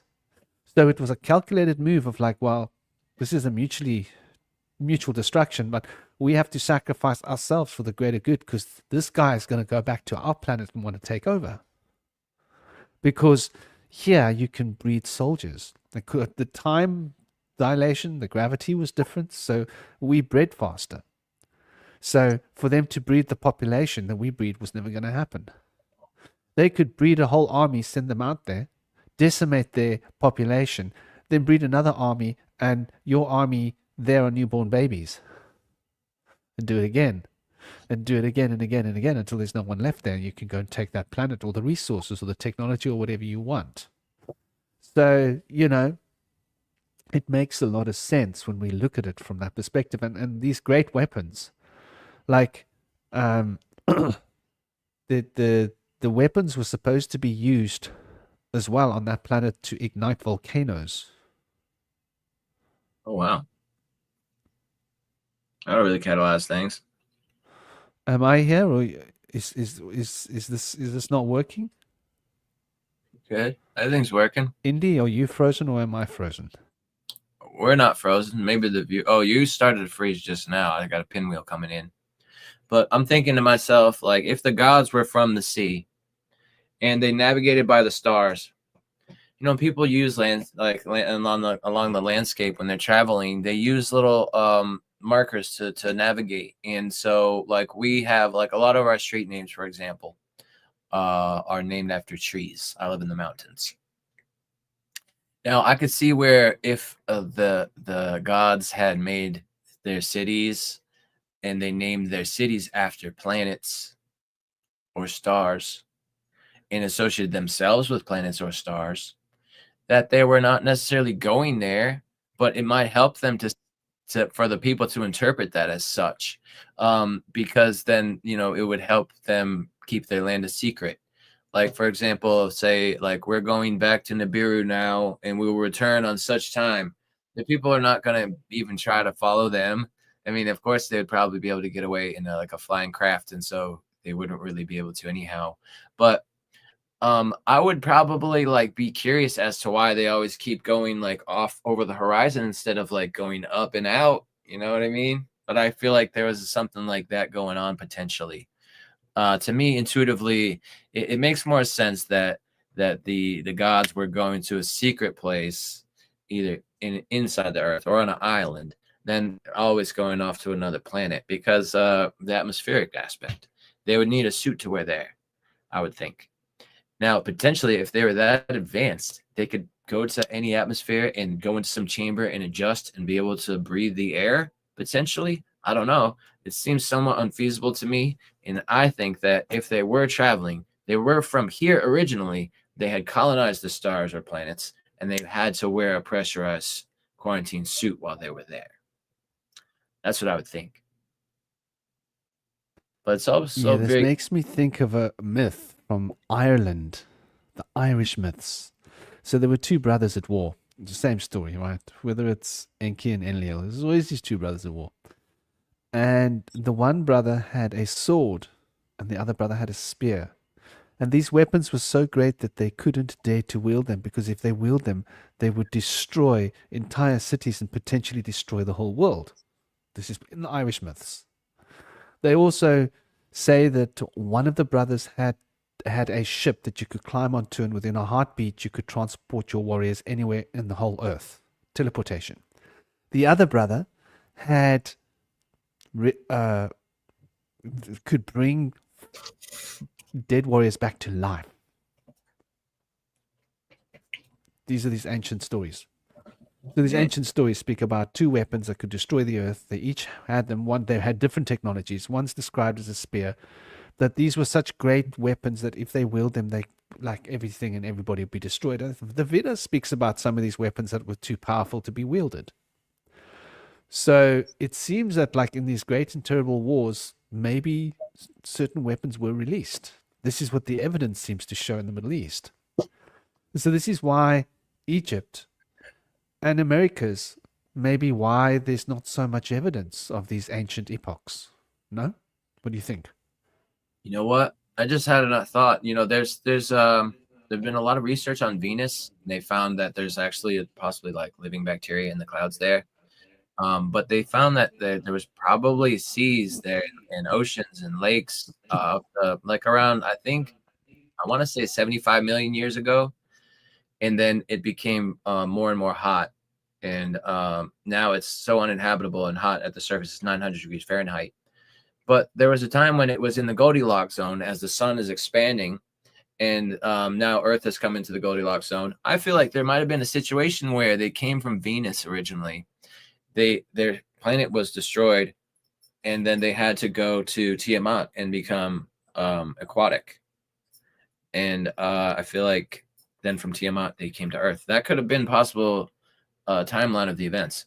Now there's the law of one, which is channeled by the social construct of Venus, Ra, and he says that he's the social construct of the collective consciousness of Venus.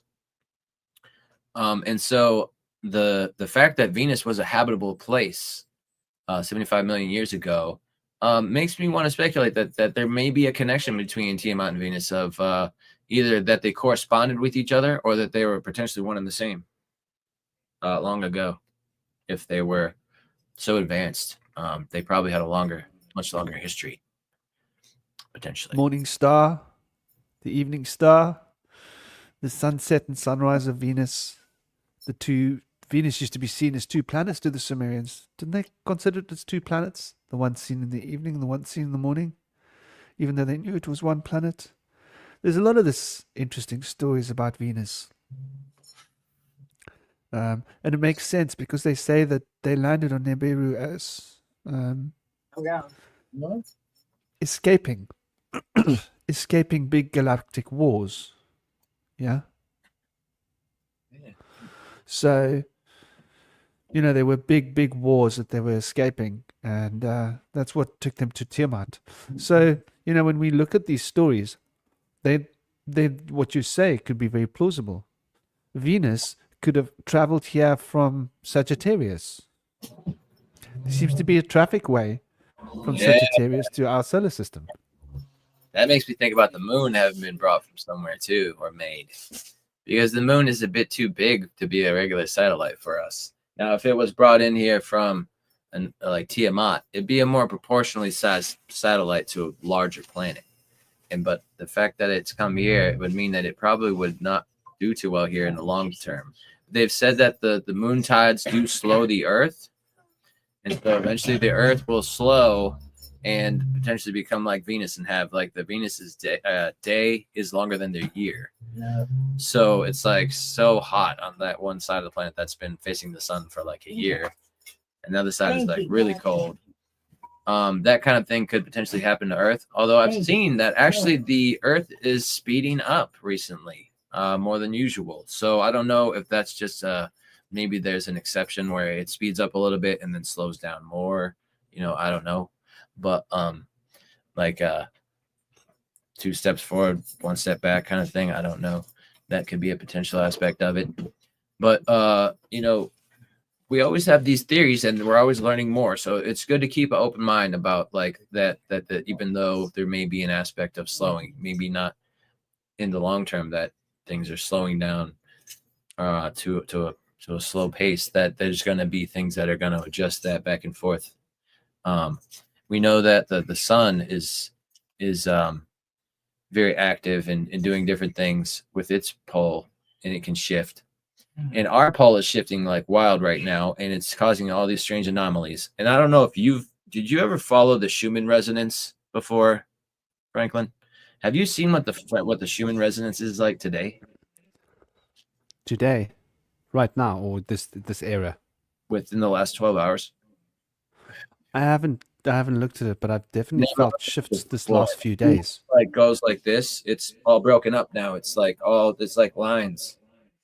It does not look good. Interesting.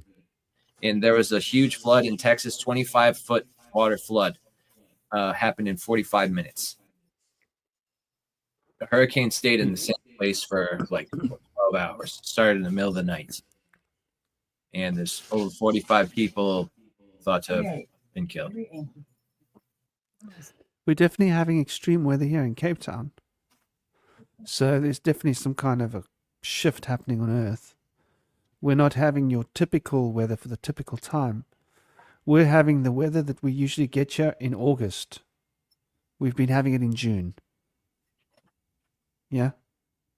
Is it the same with you guys? Have you been having your heat strokes in early June?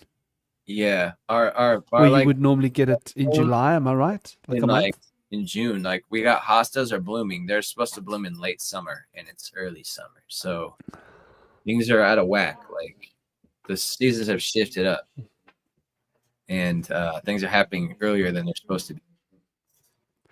I think the color spectrum's shifting. The frequency of light.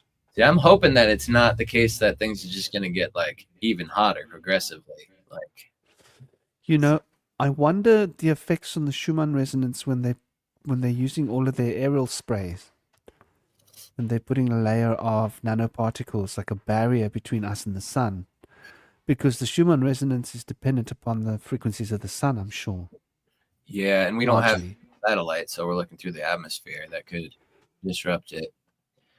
I sure hope so, but you know, it's possible that it's being caused by the pole shift, and so we're seeing like some kind of problem with the magnetic field in our atmosphere that could be affecting the Schumann resonance imaging. And there's a lot of evidence that they've been working on this atmospheric aerosol injection, and you know, it's not just theory. We've been talking about chemtrails for like a quarter of a century. They've been telling us it was not true. It doesn't exist. There's no such thing. Weather modification isn't real. Go back to your LARPing about your conspiracy theories. And now they're like, actually, yeah, chemtrails is what we've been researching for the last 20 years. It's like, Not only we that, saw more than research. the player came out and became a whistleblower and quit her job, and she's like out there doing lectures and stuff across the country. We need to wake up. That's a really good example of just how full of lies everybody is. Because they lied to us about chemtrails for 20 years. Exactly. 20 years we've been looking at chemtrails and arguing about it. I remember arguing about it on Facebook with people in like 2005, 2007, saying to people like, listen, if you don't know that these things in the sky, you're not looking. And people were like, no, it's contrails. No, it's just conspiracy theory. But now they tell us, oh, we've been developing this technology for a while. We're ready to start launching it. And now we're finding out that some places actually have launched it and are launching it. So imagine how long the R&D period are for developing this technology. And imagine how much testing there's got to be. So they've been extensively testing in the skies, right? So all that time that we were being told that chemtrails was a conspiracy theory, the evidence now presented by the European Space Agency, by the EU, by the, you know, by the, you know, all these big bodies, United Nations and everywhere, the evidence is there that they've been developing this technology for the past couple of decades. So now we can see how the lies work. So when they tell us something's not true, we've got to stop. When they tell us something's true, now they come and tell us that the whole Egyptian thing's a bit of a lie. Now I'm like, oh, right, yeah, I've got to believe you like I believed you about the chemtrails, right? Yeah. Now I could see where the Egyptians and later dynasties had come in and put hieroglyphs on other people's structures. That's something that probably or definitely went in.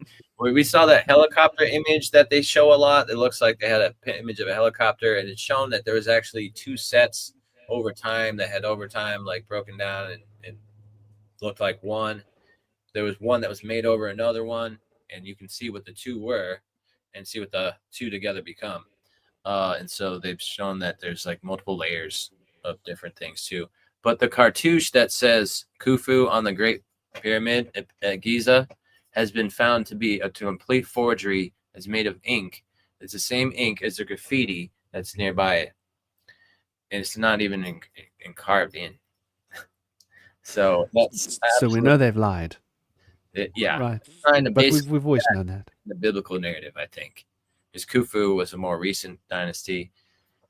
But like I wonder about like you don't hear too much about like the dynasties of Anubis and Ra. I think they were way more advanced, and they try to keep those more hush hush. And they say that the Library of Alexandria, it didn't necessarily burn down. A lot of it was burned when there was a fire in the dock area at the bay, but they maintained it and kept it going after that for a while. but they stopped translating that. They have to, the old scrolls would break down. So you had to constantly write the same things down and just keep making copies. And they stopped making copies, and the old things would just break down, and they lost a lot of works that way. That's what they say, you know, but I would think that they've brought a lot of that to the Vatican. But it's sad that although some, you know, could have been lost forever. Very well may have been. Hard to accept, but there's so much missing from the lost megalithic builders. We don't have anything on them. I think this is like what it is, you know.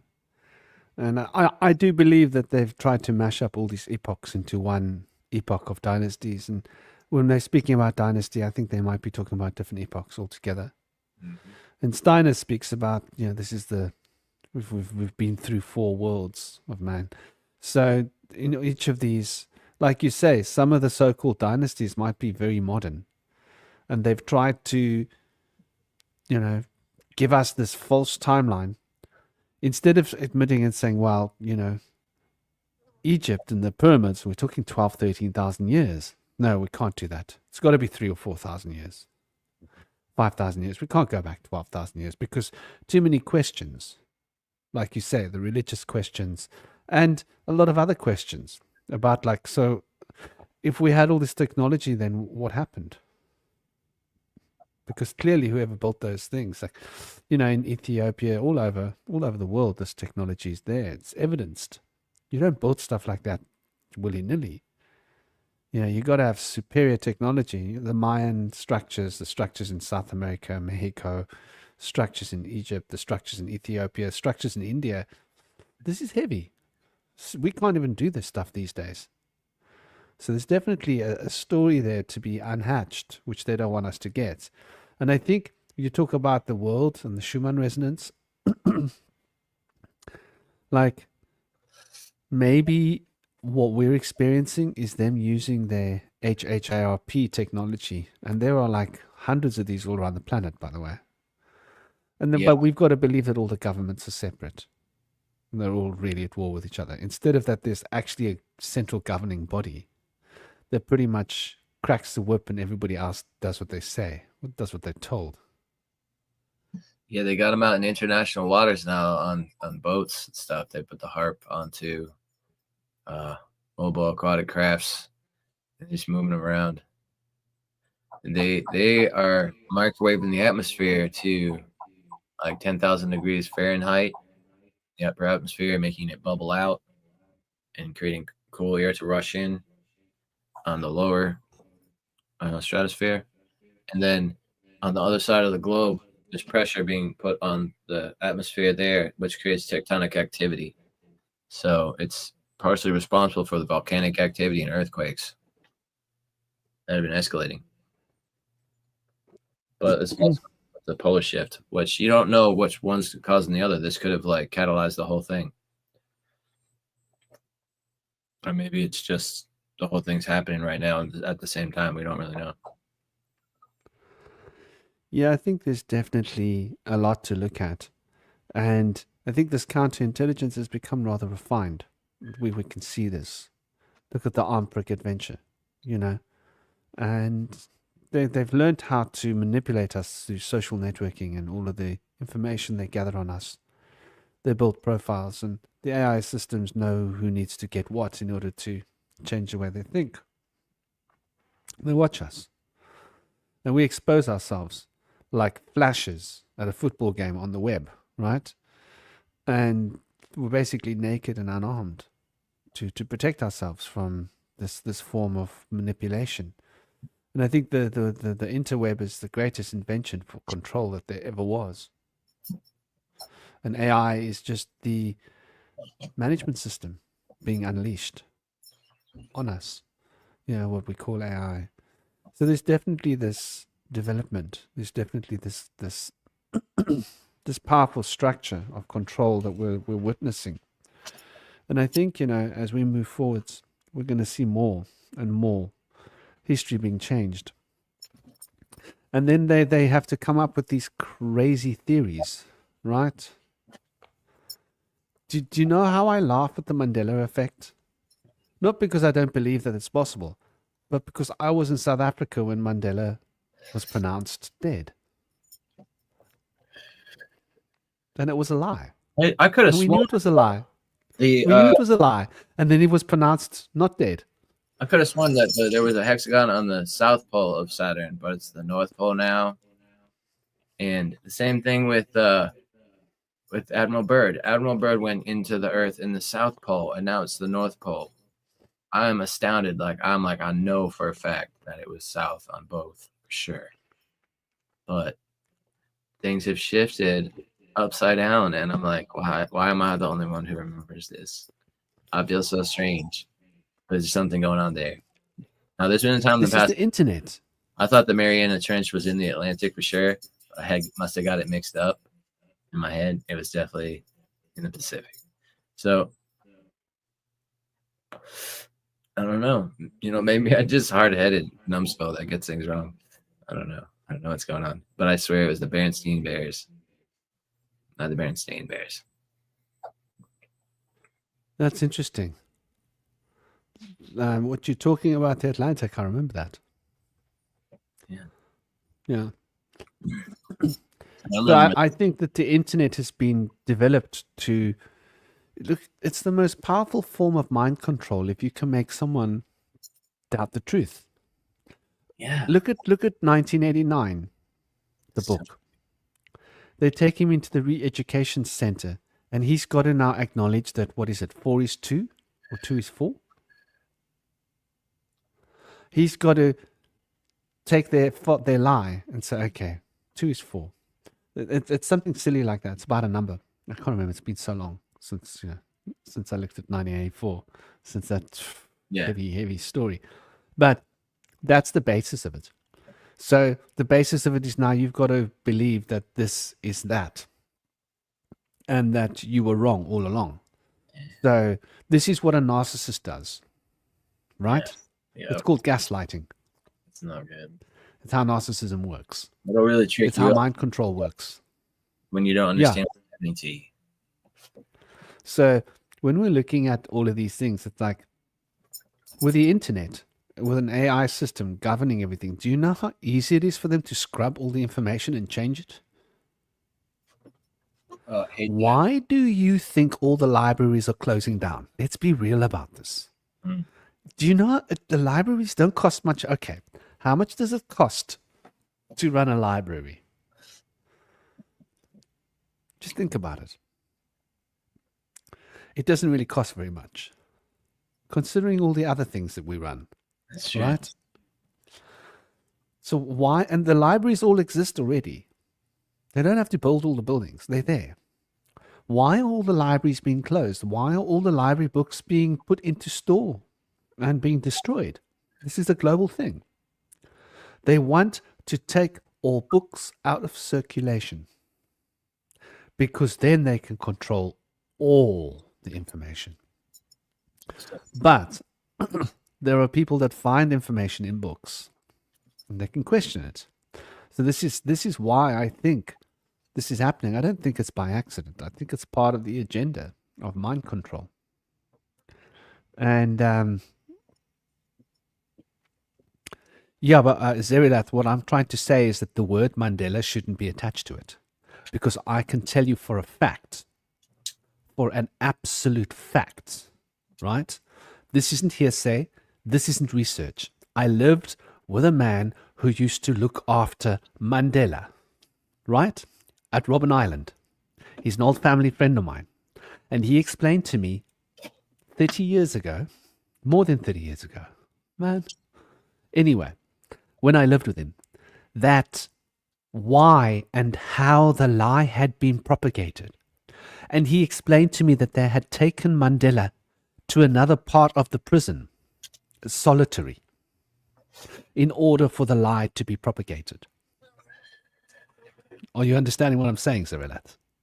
So whatever they're saying that effect is, the fact that they say Mandela's name is attached to it is a lie. That's absolutely, categorically a lie. Those of us that were conscious in South Africa do remember the government releasing the information that Mandela was dead. And then later on, the government saying, actually, we made a mistake. He's alive. We remember that because we were here. Those of us that haven't been mind controlled. Then I happened to live with a man who was actually the warden of Mandela just before he was released. And he explained to me how this had been done in the prison, the specifics of it. I got it from the horse's mouth because I said to him, what happened with Mandela? I thought he was dead. Then they said he was alive. And he said, ha, ha, ha. That was the South African government. This is how it worked. Because he was the guy who was actually in charge of Mandela. You with me? Mandela used to plant carrots and potatoes with this guy. It's not somebody who I read about in a book. I knew this guy. I used to play with his kids. I used to live in his house. He had the biggest collection of music ever. He had a huge collection. You've never seen a vinyl collection like this before. And he had such an amazing musical taste. He educated me so musically. And bless him. He became a born-again Christian at a later stage and gave away all his music because he believed it was of the devil. You see? So this mind control has many different fingers. But, whether the Mandela effect exists or not is beyond this conversation. The fact that they use Mandela's name in it is a lie. So we know that that was done. So if that was done and that is the name of the effect, what does it say? And there are a lot of these things, that I've noticed. And I really think that it's okay, so we need to remove Mandela's name from it because there is no such thing as the Mandela effect with Nelson Mandela. Right. If that other effect happens, it's got nothing to do with Nelson Mandela. I can guarantee you that as a fact. Absolute fact. Like, you can walk into your garden and look at what trees are in your garden. It's like that kind of a fact. Not like something I've read or something I've heard or like I say, he used to wake up every morning at 4 a.m. Before 4 a.m., he used to leave the home at 10 past 4 a.m. to drive to the place where the ship would pick him up to go to Robben Island to be there for shift for 6:30 a.m. Right? Because that's when the shifts would change. So this was my friend. He was older than me. So I know, and do you know why they call it the Mandela effect? Because they're trying to say that the whole story about Mandela dying and Mandela not dying is some mystical thing, but it's not. That was a political story, and it was a lie. And Nicole Kidman's father, there were 3 different reports of how he died. Let's see whether that gets credited to the Mandela effect one day. This is what I'm saying. Like, and don't get me wrong, time is an illusion. Time moves from the present towards the future and the past. We can affect the future and the present and the past. I'm not saying that isn't a reality. But I think that they have taken a lot of other things and lumped it in with this to play with our brains. The same as they used Mandela's name in that situation. I think there's a lot of other situations that have been used, and it's part of a counterintelligence manipulation of the mind. And I think that the best way to get people to doubt reality that they're experiencing is to have them believe a lie. And by the way, there are different versions of every film. Yeah? So Star Wars, there's different versions of these films that are often released. I don't know if you know this. I've watched films and seen a UK release and seen an American release, and they're not the same. They've changed certain scenes. In other words, when they shoot a scene, they shoot a scene 5 times, 6 times, right? They don't just shoot a scene once. And so they could have this cut, and at a later stage, they could change the cut. You wouldn't know. Maybe the VHS had one cut. Maybe the Betamax had another cut. Maybe the CDs and the DVDs had another cut, right? Maybe the digital had another cut. We don't know. So the Star Wars thing with Luke, I am your father, or whichever version we go, a lot of these Mandela effect stories relate to a lot of stuff which you could see could be manipulated. And I think not necessarily all, but a lot of them are manipulated, I would say. Because if Mandela's story was turned into, they know that Mandela wasn't dead. They know that it was a political story. It was reported around the world. Yeah. But only the older people will know about it because we were there. The younger generations won't know about it. And those are the ones that have propagated the ideas like such a huge way. So like when we look at the nature of reality. Namaste, dear brother. How are you doing? Hey, do I sound good like this? I'm basically using speakerphone. Yeah. It sounds pretty good. Sounds good. Sounds good. All right, so I've got a lot of thoughts on Mandela effect when you're ready to hear me.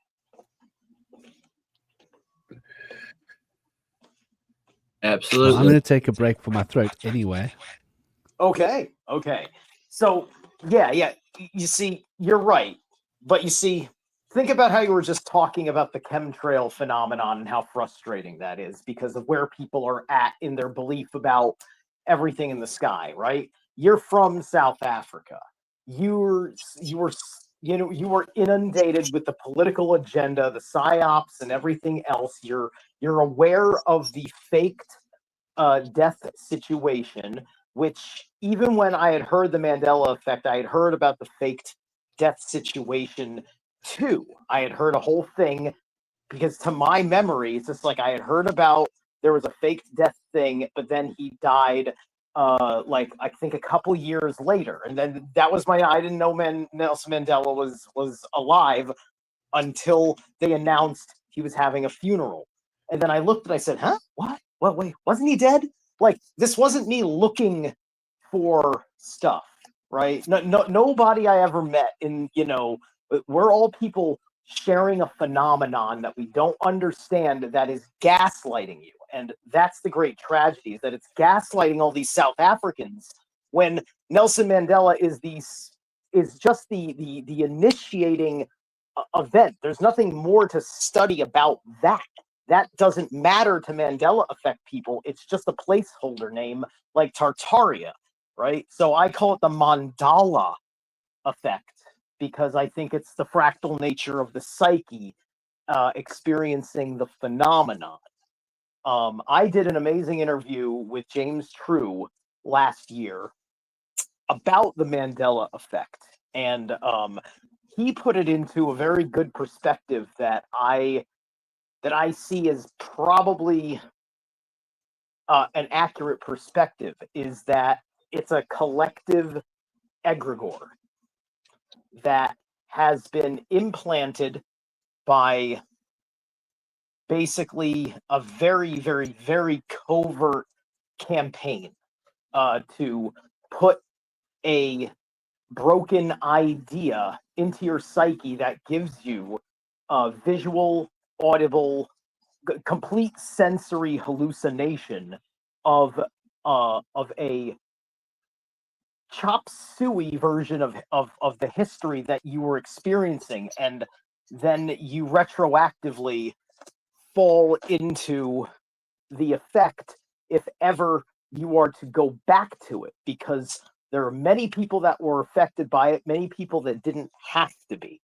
And the more I look at it, the more I realize that Mandela affected people are also all people interested in upgrading consciousness. And it's kind of part of why they're looking at it, because they're looking at the possibilities of time travel. They're thinking about how we're thinking about how we lived our lives thinking the wrong thing. My Mandela effect told me that my heart was all the way over here.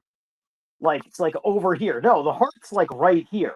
It angles to the side, but it's like when you do a salute or when you put your hand over your heart for a pledge. But no, your heart is in the center, which told me that, wait a minute, my entire life, my body has been actually more balanced than I thought it was. Because when I was a kid, I look in medical books, I'd see the heart all the way over to one side, and it's just like, Oh, that's interesting that the heart's all the way over on that side. Why isn't it center mass? Yeah. Now, we have something in the Mandela effect research community called residue, which proves that other people have experienced the phenomenon. The biggest residue about the heart that everybody knows is Stephen Lynch's Dune. The heart plug is right over where a Mandela affected person always knew the fucking heart was, which is why we liked that the heart plug was there. It made sense. He pulled it out on that slave boy, and it starts gushing out because like the heart's pumping it right out of its fucking body, and you're watching his life fucking crazy, right? Like, that makes sense. Now it's center mass. Now it's protected by the breastplate. The heart plug doesn't work unless it's based on a tubing system, when you could just drill into the chest with the technology that they had. Like, anyway, point is that the plug was supposed to be there, so symbolically you can see that they control you, but because all they have to do is touch you, and then once they got their hands on you, they just pull your plug out, just like a fucking grenade, except you die on the inside and no one else gets hurt. Anyway, so that's one example of residue, when you have a continuity error in a big film.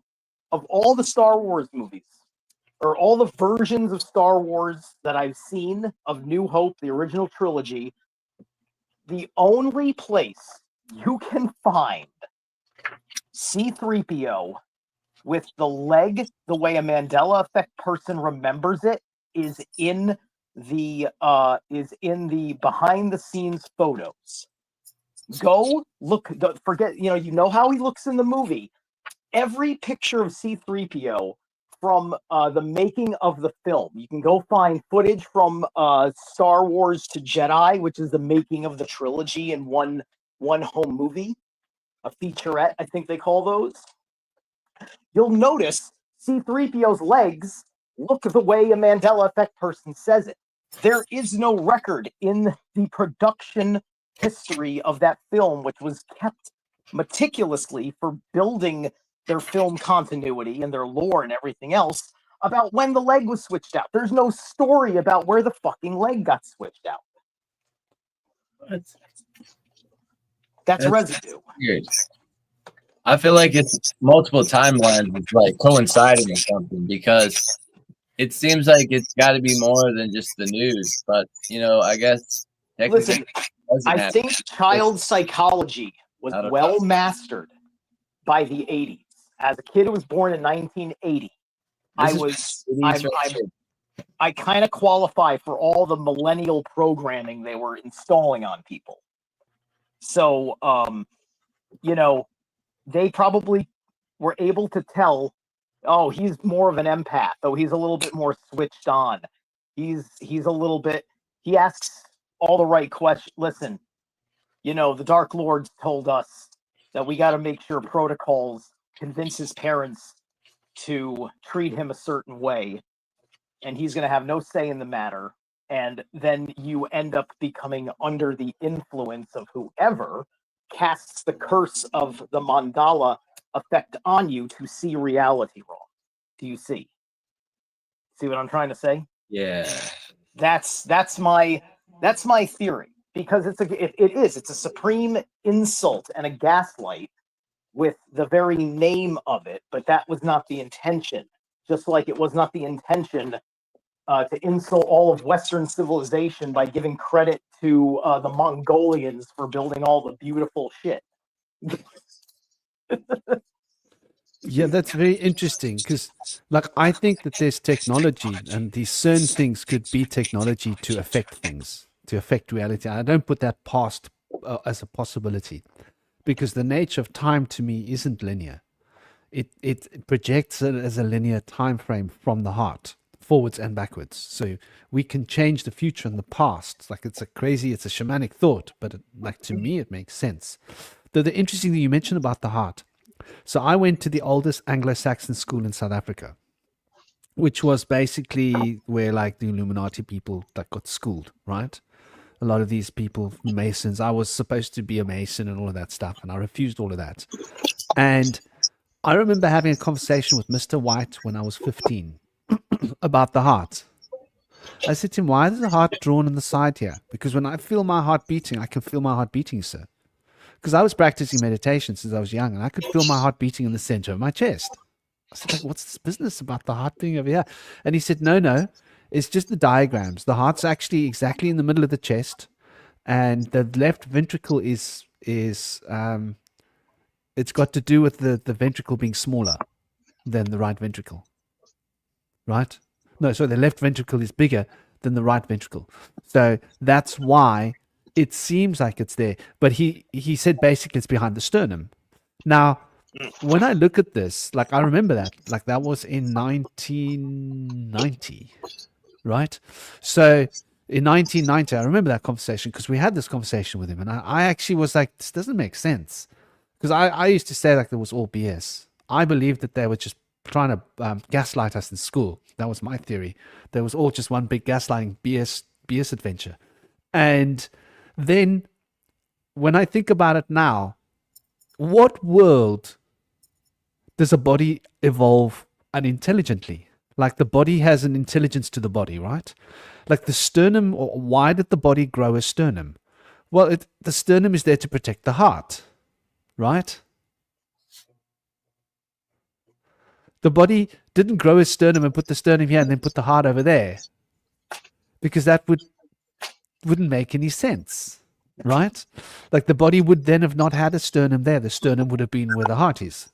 So, like, there's a lot of these things, but at the same time, I think that there are certain kinds of events that could have been changed. I think our physiology, there's probably a lot of our physiology that has been changed. Maybe it's more subtle. Maybe it's got to do with vax programs, right? Changing it on a molecular level.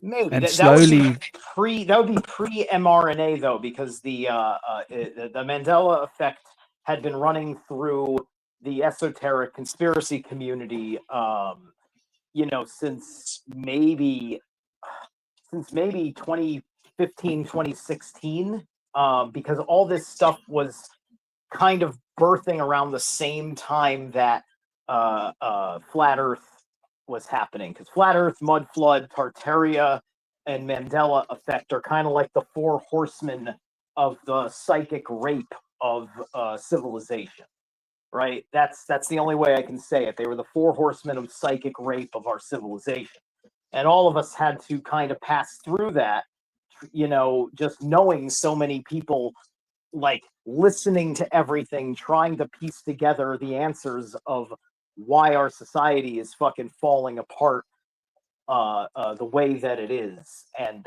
sucking on us and being more tyrannical than it was ever promised to us, and making forefathers of rantings like Alex Jones look like they were exactly right. It's not just the heart, the kidneys, right? I have Mandela effect memory of the idea that it was illegal, and it was called a kidney shot because you could rupture someone's kidneys by punching them. The kidneys, in my Mandela effect timeline, would be just about over here, below the rib cage. Now they're way up here, behind the lower ribs, which is perfect. Now those are protected too. But my entire life, I could have heard all sorts of things, listening to people that were into boxing in particular, through the 90s, when I had more notice of that, that, it's illegal to punch the guy in the side right like that because you can rupture his kidneys, right? And it was a thing. It was a whole thing in boxing rules. Now that rule never existed, and the kidneys have never been there to ever need a rule for it. Wow. Yeah, I think like that's an interesting point. But I think like even now, if you punch that point with an uppercut, you're still going to have an effect on the kidneys, because it's going to cause a shock wave to come up, right? So an uppercut in that part of the body is going to cause a shock wave that's going to travel up into the kidneys. So even though you're not hitting the kidney directly, you're still going to jimmy the kidney when you hit that Yes. spot. And maybe but it's there's still meridian illegal. points, It's that still- relate to the kidneys. Yeah, but there is no illegal shot. Like, you can punch somebody right here in fighting, and it's not considered a threat to any vital organs. I remember something about that. It's the point is, it used to be illegal to hit someone there. I had somebody in my school. I was actually on Outward Bound, I think, and I was on a hike, and one of the fellow hikers was kind of being obnoxious and going around like teasing people and stuff. And he said, "I'm gonna punch you in the kidneys. Will you let me punch you in the kidneys? Like, you might die or something." I said, "Punch me in the kidney? That's not a thing. Go ahead." And he hit me in the kidneys. I'm like, "What are you talking about, man? This doesn't hit nothing. It was hitting my like hip bone or something, maybe, if anything." And I didn't know, didn't think anything of it at the time. I recently heard, like, if you've been hitting the kidneys, you need to like check on your kidney health, like something like that. And but I never really knew. I never really thought anything of it in between those two times. But really, at the time, I was skeptical of the idea of even being able to be hitting the kidneys, because I think I'm pretty like well up on anatomy and stuff, and whatever they were teaching me made me think that it's not going to be an issue. You know what I mean? But it seems like the things that they teach people with book smarts and the things that people know from like kind of like street smarts and like words of the wise are can be different, which is kind of a little bit mind blowing. And maybe the people with the book smarts are wrong, you know, and that's something that they can easily kind of go over the whole aspects of all that literature and make it all consistently lie. You know what I mean? Whereas word of mouth over people is hard to control because things change like the game of telephone. Even if when information starts correct, it can become skewed over time. The only reason why spells like this work is if they get you before you start working your mind from critical thinking skills, when you are given the knowledge of what it is to use your mind via the trivium of the rhetoric, the logic, and the grammar of how you are understanding what things are around you, to call it, to speak of it, to have the concept with a definitive sound, to symbol images in your head, and to then develop out of that through the quadrivium, right? So because they don't teach us how to think, they teach us what to think. It's all memory repetition, and Mandela effect is a phenomenon of the memory. This is a Norse mythos thing. This is this is Hugin and Munin, and Munin is the one that Odin fears losing the most. His mind, his memory. Can you elaborate on the quadrivium a little bit? And, what were the four horsemen that you mentioned earlier? The four horsemen, I said it was a flat Earth, mud flood, Tartaria, Mandela effect. Right. Those are the four horsemen of the psychic rape of civilization.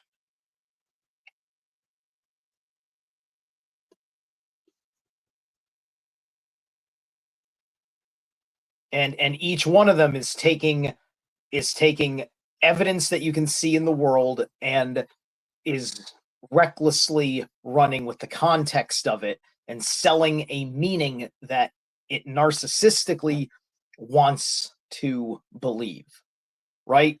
We see all the phenomenon that tells us that NASA did not teach us how to know the world we're living in, and thus we get an excuse to revert back to archaic means of metaphysical understanding of the world through the flat Earth, which we used only in the sense of the known world, right? Here's the known world. We haven't found any edge to it yet, so We're going to make all of our maps understood in a flat way. We haven't spent enough time studying the sun, and we're listening to the people that have studied the sun to change everything around. And so, because we had to destroy all the classics 2,000 years ago when Rome fell, or whatever fucking situation of this sort that they're ranting about.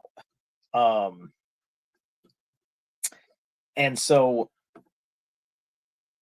we have to go through a reclamation of proper knowledge and wisdom. Yeah, it's also fascinating. I feel like we get lost in the simulacrum of it all somewhat, in that we make these symbols of things, or figurines, or globes of things, or pages with words and pictures of things, and then start to come to know what we're learning as being referential to how we see it, as opposed to what it refers to. And so that kind of thing happens, and we get confused and start to lose contact with the actual figure. Like in the example of worshiping God, we don't really know like where to look to speak to him necessarily. So it can be told that he's outside of us when you want to look around, like into the heavens or something, or look down, because we're like being, we want to materialize what we're doing, but we're like being, pious and feeling down and such. So, but like we could be also told that we can access the divine within, and that we have that within us. But it's easier for us when we get confused about like how does the world look? Is it just like it is on the map? And if things aren't there, it's like it wasn't there, and then it showed up later. But like the things that we really know are a very small amount of what's actually there. So it's if we can understand that, things start to take a different light in the understanding and interpreting of things to a degree. But also, I feel like it's fascinating how people can all have these really interesting takes on these things.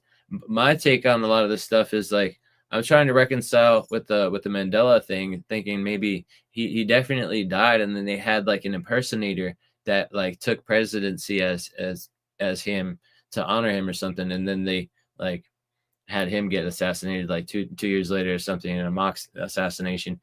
Like I could see that being a definite possibility, where the people who knew he was really dead weren't allowed to say anything or something like that, or something to that nature. But like that's just me just kind of scrambling, something that gaslighting can like do to people, trying to come up with like reconcile a scenario that would work and plant it in to what really happened. So but like I feel like potentially this stuff could really be the idea of like we're changing the past, and like things are becoming different because we're evolving in the present. And that if you can see things like that, we could really evolve rapidly, and the past could become really different, and the present could become really different as a result by changing ourselves now, which is really kind of mind-blowing to me. But you want to I also, what about if they can change the perception of the past in our consciousness? Can we change the future? There's an interesting concept. Like chaos magicians will be like jumping all that. But just back to the kidney points here.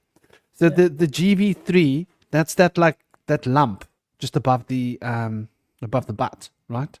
Mm-hmm. And if you go up there, the BL23, those are your kidney points in Taoist medicine. Okay. And they are called the Shenshu. And these are the kidney points. It's located on the bladder meridian, 2 fingers lateral to the lower border of the spinous process of the second lumbar vertebra. So it's right down there. So the boxing point where they told us not to punch, those are Chinese kill points. So it is actually dangerous to punch somebody on those points, or it can be if you hit. It's not necessarily going to be dangerous, but if you happen to hit those points, right, you can affect the kidneys. So it's like, I think like this, it's interesting when we look at this, and I do believe that, like it's like I've often said to people, like we've got to be careful what we how we view ourselves in the past, because that will change ourselves in the future. And that's a very interesting concept. Like I think the nature of reality is a fractal. The reality is not fixed, and it's a consciousness field, like coming out of a toric field. So we can really change the future and the past through our consciousness, because of it's like an alignment thing. If I'm facing that way, that's where I'm going, that's where I've been. If I turn and I'm facing that way, that's where I'm going, that's where I've been. But I think that when we create a big alignment change, we create schizophrenia in our consciousness, because we can't keep up with the amount of memories that have to change. And so we're more likely to become delusional, because we start to doubt our own memories of reality. We're more likely to doubt our memories of reality now, and then we're more likely to doubt the future. So we literally drive down a road of becoming, sociopathic, schizophrenic, narcissistic, in denial of reality that we're creating for ourselves, which is why you'll see a narcissist will do something bad to someone else and they'll be like, I'm not doing that. It's you doing this, right? Like, look what you made me do. Isn't that the classic story of a dude punching a woman, like in the old days, right? Look what you made me do. It's like, did I make you do that? Yeah, it's your fault. You made me do that. I didn't do it. It was you. Like, I didn't have a choice. It was you. That complete denial of reality.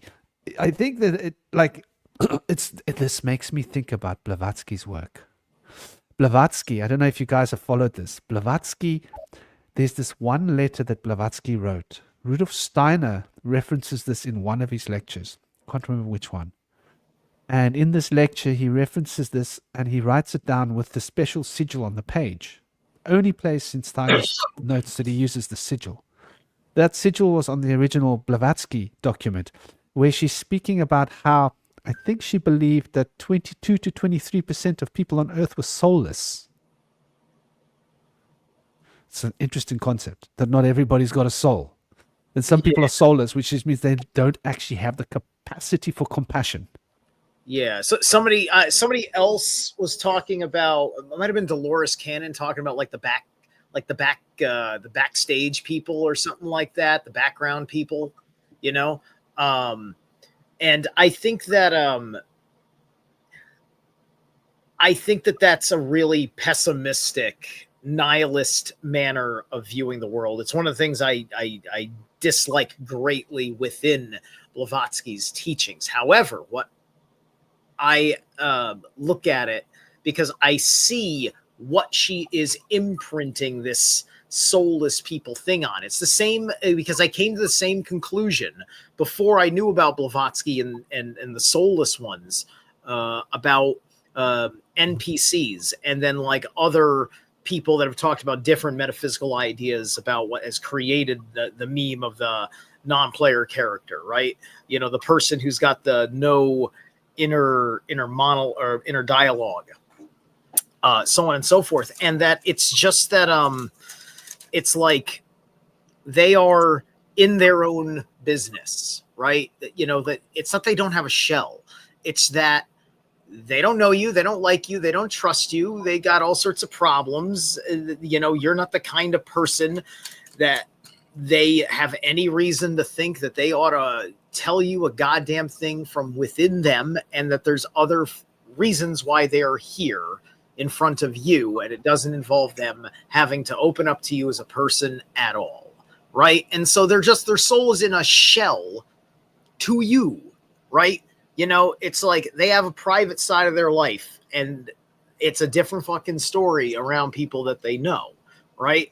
And we get narcissistic because nobody's opening up to us, right? And well, yeah, of course not, because you're not seeing your own cult-like activity and you're trying to assimilate someone's psyche into your psyche to validate it so you don't feel lonely, because you don't want to have any kind of association with anybody in the world at all, unless you can trust that they understand that here's the whole effing thing. Oh, you don't know what the whole effing thing is? Then I don't trust you, right? It's like somebody who's obsessed with the Jews, and if I say it's not the Jews, they're going to be like, I don't want to have nothing to do with this guy. He might trust a Jew, and that doesn't fly in my book. We all know that there isn't a Jew worthy of trust out there. Steve trusts some Jews. Oh my fucking God. What an idiot. Right? This is certain people, right? Because they have a little thought form, a little egregore in their head, building an anti-Semite slowly over time to be triggered upon the right gaslit situation. Would the egregore like give people like a lens to see things differently than others or something? What is it? No, the egregore is gonna be exactly like when you've groomed AI in conversation to feed you back your own bullshit. That's a digital egregore. When your entire relationship with AI is tell me how right I am. If I frame and context my language to you about my question, about my beliefs, can you give me enough to say I am the superior master of knowing this thing? Can I shove this in everyone's faces as, look at me, I have found the inarguable truth, thanks to how AI has taught me how to defend my position in front of other people. Right. And this is what you get a lot of. You go scrolling through Instagram and somebody just stops. You just stop and see somebody talking to their phones like, hey, Alexa, tell me that thing about Atlantis again, and then tells you like this whole thing. Right. And that's because she set up an assload of fucking prompts in conversation and is only recording the sum up. Right. And not showing you the string of conversations. You have no idea what her trivium process was like to get this essay written by AI about how smart she thinks she is.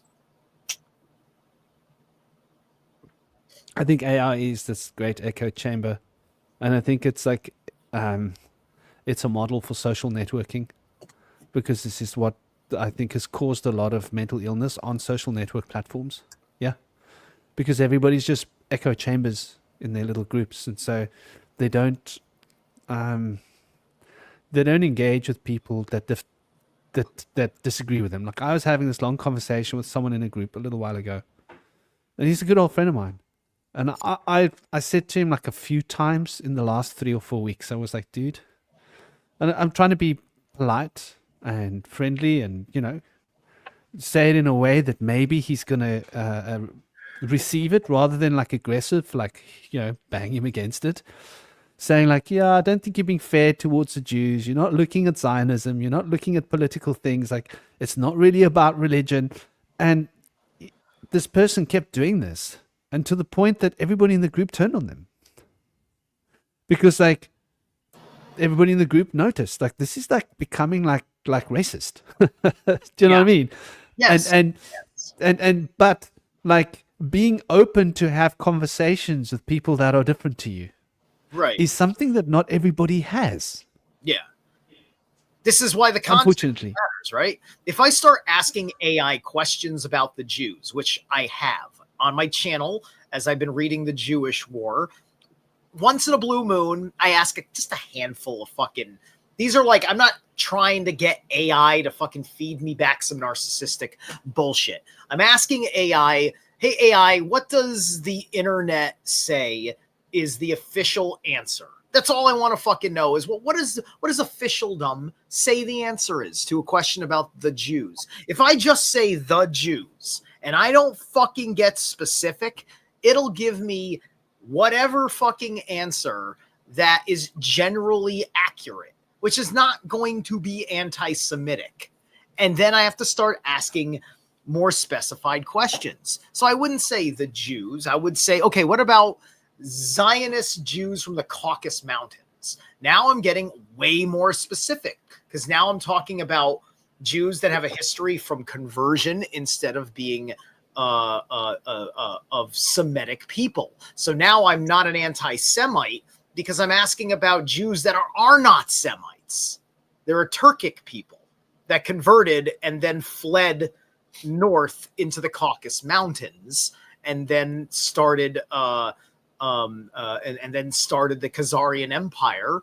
And the remnants of that are part of the Ukrainian population, are part of the Jewish population of the Ukraine, which is these Caucasoid type of people, right? So that helps AI narrow down the search. Oh, okay, you want to talk about these Jews and what they're doing, and then that's still collective.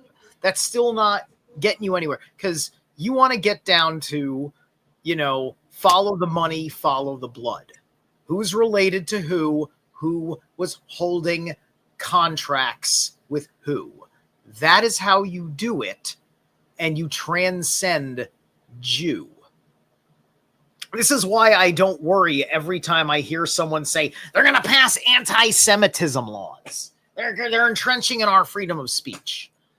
No, you have pervaded the entire public discourse with your contextualization of people in a manner that has poisoned the well for proper investigations into crimes of all manner, because you have to make it as vague as a whole racial, religious, national group.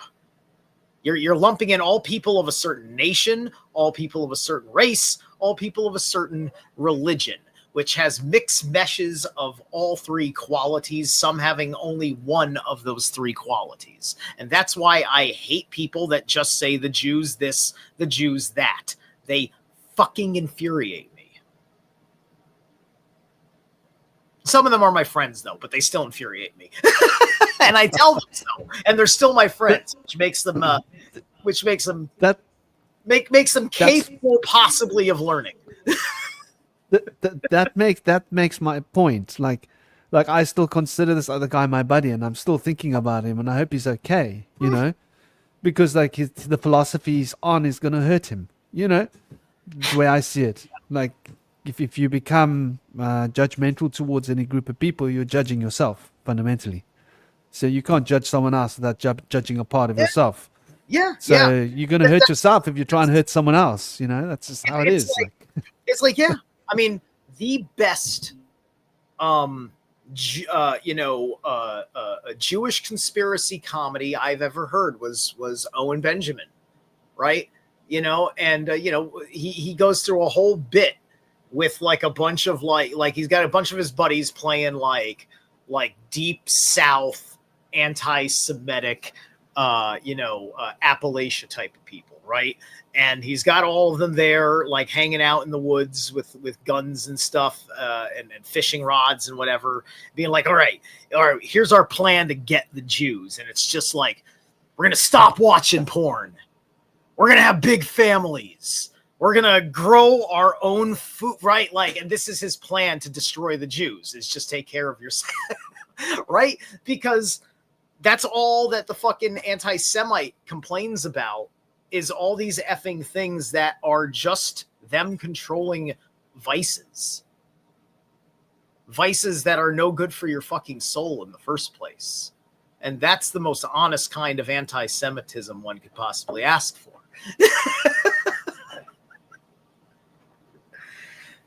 I mean, it's hard for me to find a Jewish producer that isn't, a porn producer that isn't Jewish, right? It's just like, man, all them Bang Brothers, porn.com, they're all run by Jews.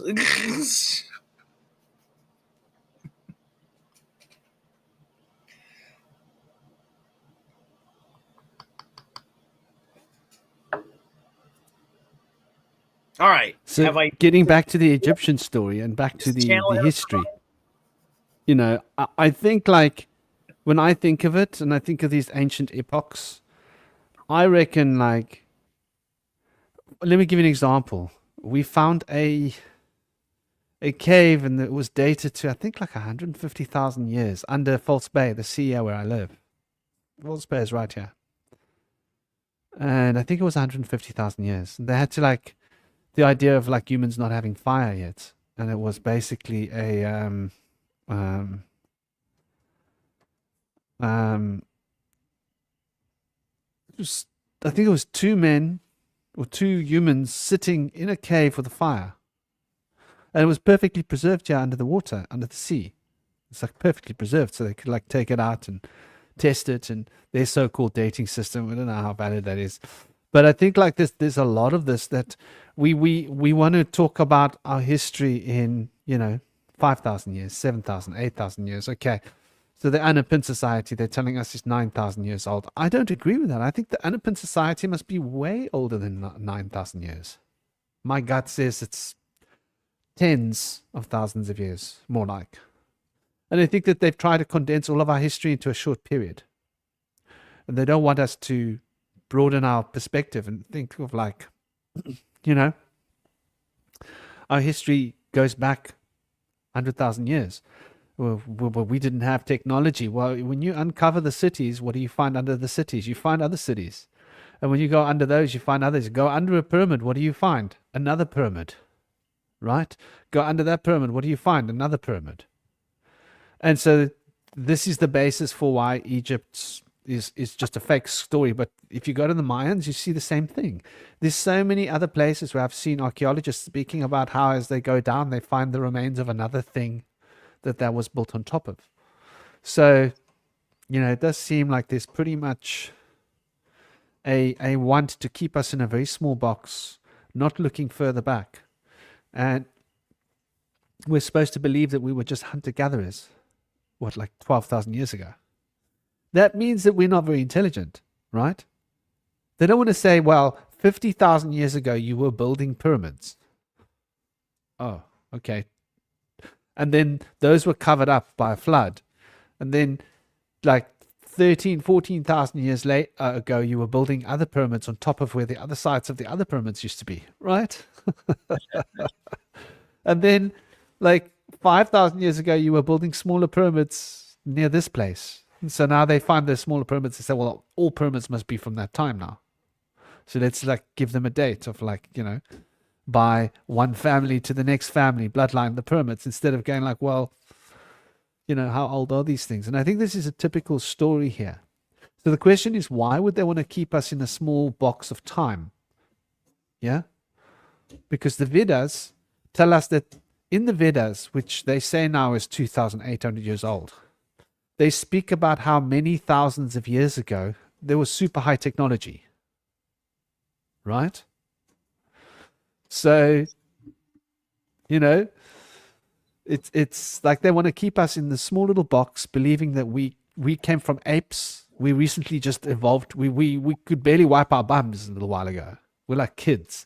Instead of we're like a highly evolved ancient race. I don't know. What are you guys' thoughts on that? I feel like maybe we forgot that we were an advanced race. There's this thing called the lost ancestral trauma, where like people just wanted to forget after the everything was destroyed, and things were so dismantled that when they tried to bring it to the people that carried humanity, they weren't able to carry it because it was so far above them. So they lost it in the shuffle. But we have like remnants of like the mystery school of Agartha. They have a secret language called Vatanian, which looks eerily similar to the lost language of the Basque people that was replaced with the Latin alphabet. But it's also very similar to Linear A and Linear B. Linear A being the Minoan civilization of the Mediterranean, which had a pictographic type of writing, and then they had a script type of writing, and they could do it in either way. Then they have Linear B, which is like the Berber civilization. The Berber people are like known to be like nomadic, and they kind of wander. Morgan Freeman is part Berber, which is black. He has freckles. They have a very diverse gene pool. They go around and mix with different types of people, creeds and stuff. And they're said to have stemmed back from the Atlanteans as well as the Basques. The destruction of things is often about breaking psyche, right? It's like America's relationship with the financial world, with our economic platform was changed dramatically when the Twin Towers fell, right? Because the Twin Towers were considered a duolith, if you will, not a monolith, but a duolith. Now we have a monolith, but before we had this duolith of the Twin Towers, and these Boaz and Yakums of our Freemasonic commerce system had us seeing the world a certain way since the it was finished in the early 1970s, I think. Right?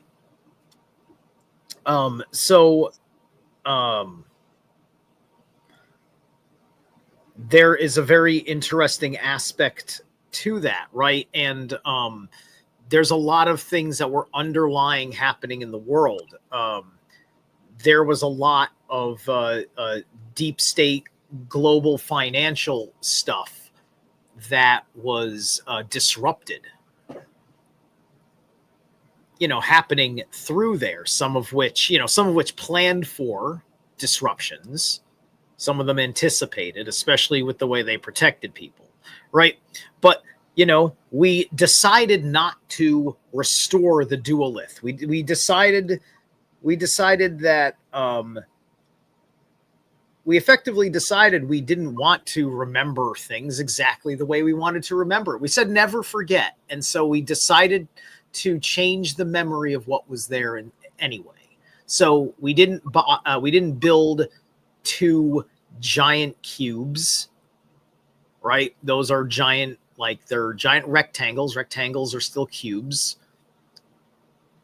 We went for this, because the World Trade Center it looks like an obelisk from one angle, and then it looks like a cube from another, and then it has the Great Needle on top, so it operates as needlecraft. That needle is an antenna, so it operates as a central control tower that can send out all sorts of pulse wave technology that can affect your psyche and your nervous system.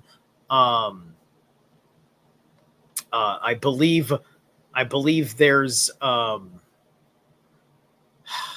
I think that there's something associated with the NYPD and World Trade One, something important the NYPD does in that building. So yeah, I mean, now you have your monolithic corporate police state tower, this kind of temple, right? It holds a certain psychic charge, and people are influenced on it on a grand, subtle, sympathetic, resonant frequency by its presence. And if you go back to when they, early, whenever they finished it, 2012 or something, they finished the tower. It took a while. You can go back and you can hear about all this stuff, when wind passes, it passes by near the tower, the way the wind cuts through the tower, it creates these haunting, almost ghost-like noises if it's quiet enough to hear it. So the aerodynamics of the building, makes the wind make weird noises that off-put people. Right? It's a very beautiful building, as far as its color with the blue glass and all that, but ultimately it's still a very postmodern brutalist design. It's very dystopian, right? In the Jewish War, they didn't want to put any kind of, when they destroyed the temple, they didn't want to put anything up. They said, we got to leave this place. We can't have anything altar-like going on over here, because the zealots will come back. It'll re-inspire zealots. Right? There's, part of the reason why they bury the context of the past the way that they do is that they're worried about people getting psychically activated, right? You know, the more you learn about the Pyramid of Giza, and if you have remote viewing talent, the more you're taking in that data, and you might be able to see what's going on if you put yourself as a remote viewer in the right state and you hold yourself accountable, that you aren't just feeding yourself your own bullshit, right? But now you get more information, right? Like whenever I see things like what happens, well, oh, we got these columns under the pyramid, it begins to open up little channels in my mind of things that rationally make sense with the revelation of the evidence of these things there.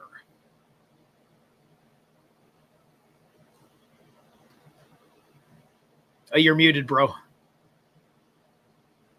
No, you mentioned the cube a little while ago, and I was looking at these old photographs with my girlfriend on the weekend. Shout out to this dude. He's just super cool. You probably all know him. Well, Jared, what's his name? Jared Boosters is one of the guys, and Kumio, really excellent. But Yeah, check these Tartarian. photographs. Yeah.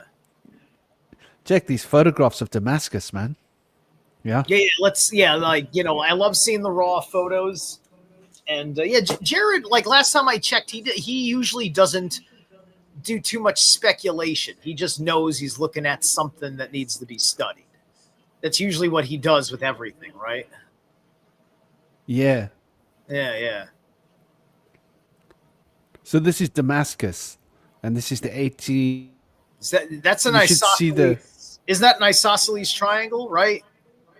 Interesting. You know, that's Yeah. Pythagorean mathematics applied right there. That's very good straight line precision. I'm assuming the scale of this is something akin to like South American pyramids. They seem pretty big, but not as big as like Egypt.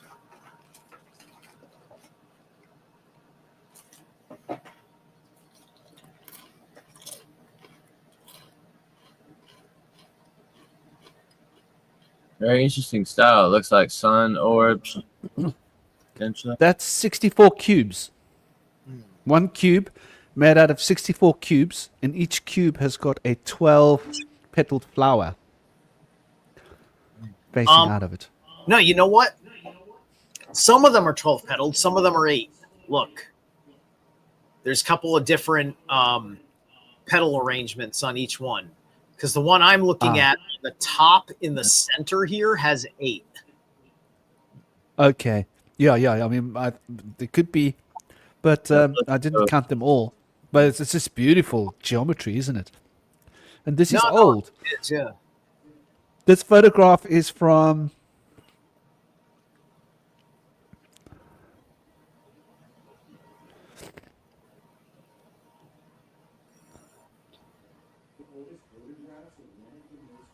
Now, by the way, imagine that as being like a Mandela effect, where you lived your whole life, you thought all of them were 12, and then all of a sudden somebody comes along and gaslights you and says, no, some of them have 8, and then your mind can't see it, and so you think I'm lying to you, right?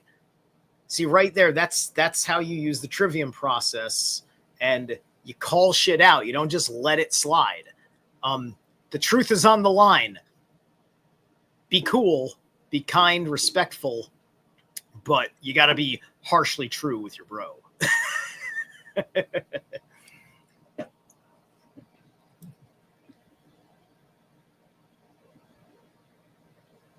What's the trivium process that you mentioned?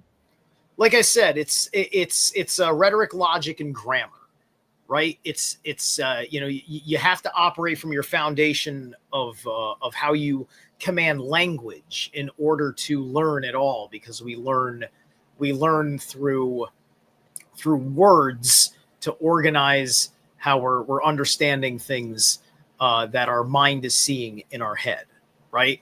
So the logic is making sure that things work together when you use when you're bridging the concept between two words, you use logic to figure that out.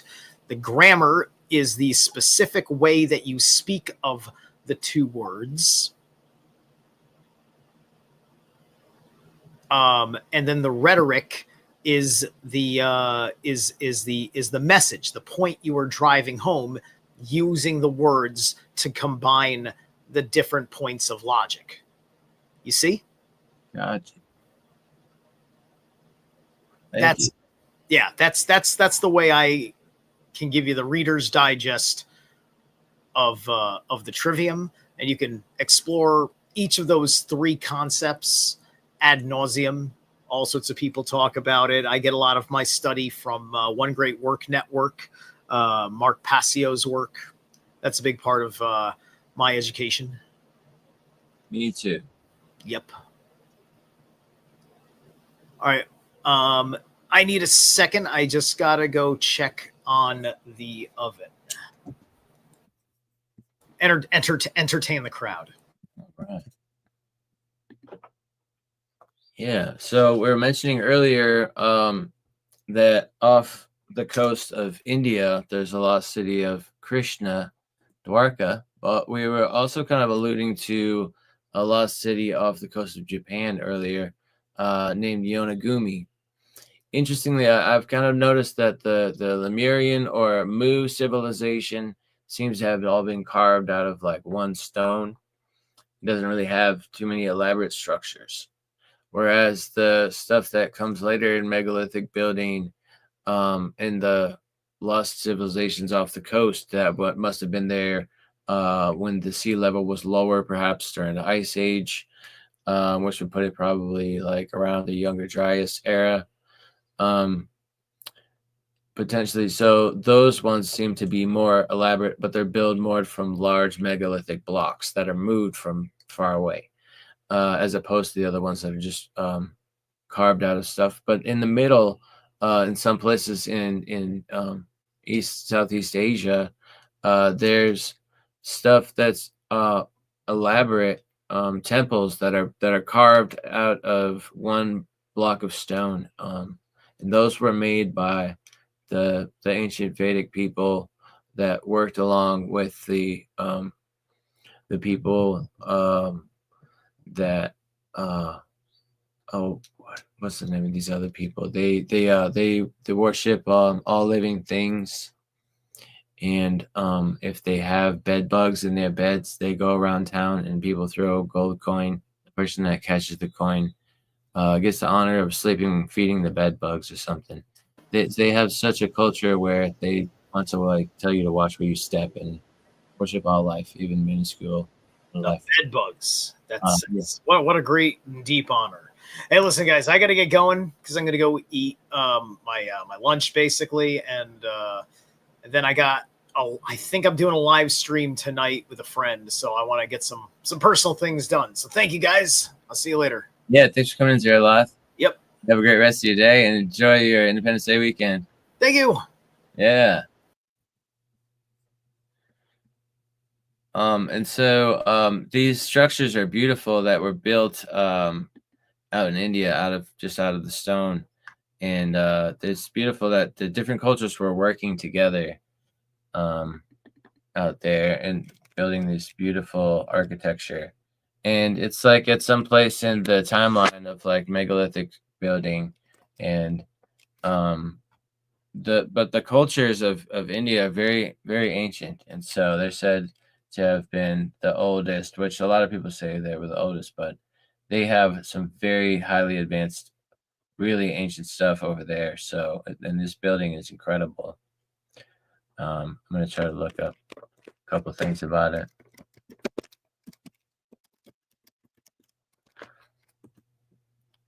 But the Jain people worked along with the Hindus to build it, and it's really beautiful stuff. But we have things also, in addition to Yonaguni in Japan, that's kind of denied by academia. But Graham Hancock has gone there and scuba diving with video cameras with his wife and shown a lot of the footage of the amazing architecture there. that they say is natural formations and is somewhat laughable. There's things called the Sage Wall out in Montana here in the United States, and other megalithic builds that are not publicized or well known, but they're absolutely astounding and beautiful. With no mortar, just free laying stones, but they're lay so close you can't even get a piece of paper between them and stuff. So we see that down through Central and South America as well. The stuff in America we see is like still just considered a mound because it has not been excavated. But if you look at a lot of the pictures of like even in Egypt and South America and Central America, over the last couple centuries, when things were like covered up by sand in Egypt or covered up by jungle in like Central and South America, and they've excavated it, and now you actually see the temples as they are today. A lot of that stuff has been excavated quite recently, so there's still so much more to be uncovered in the Americas.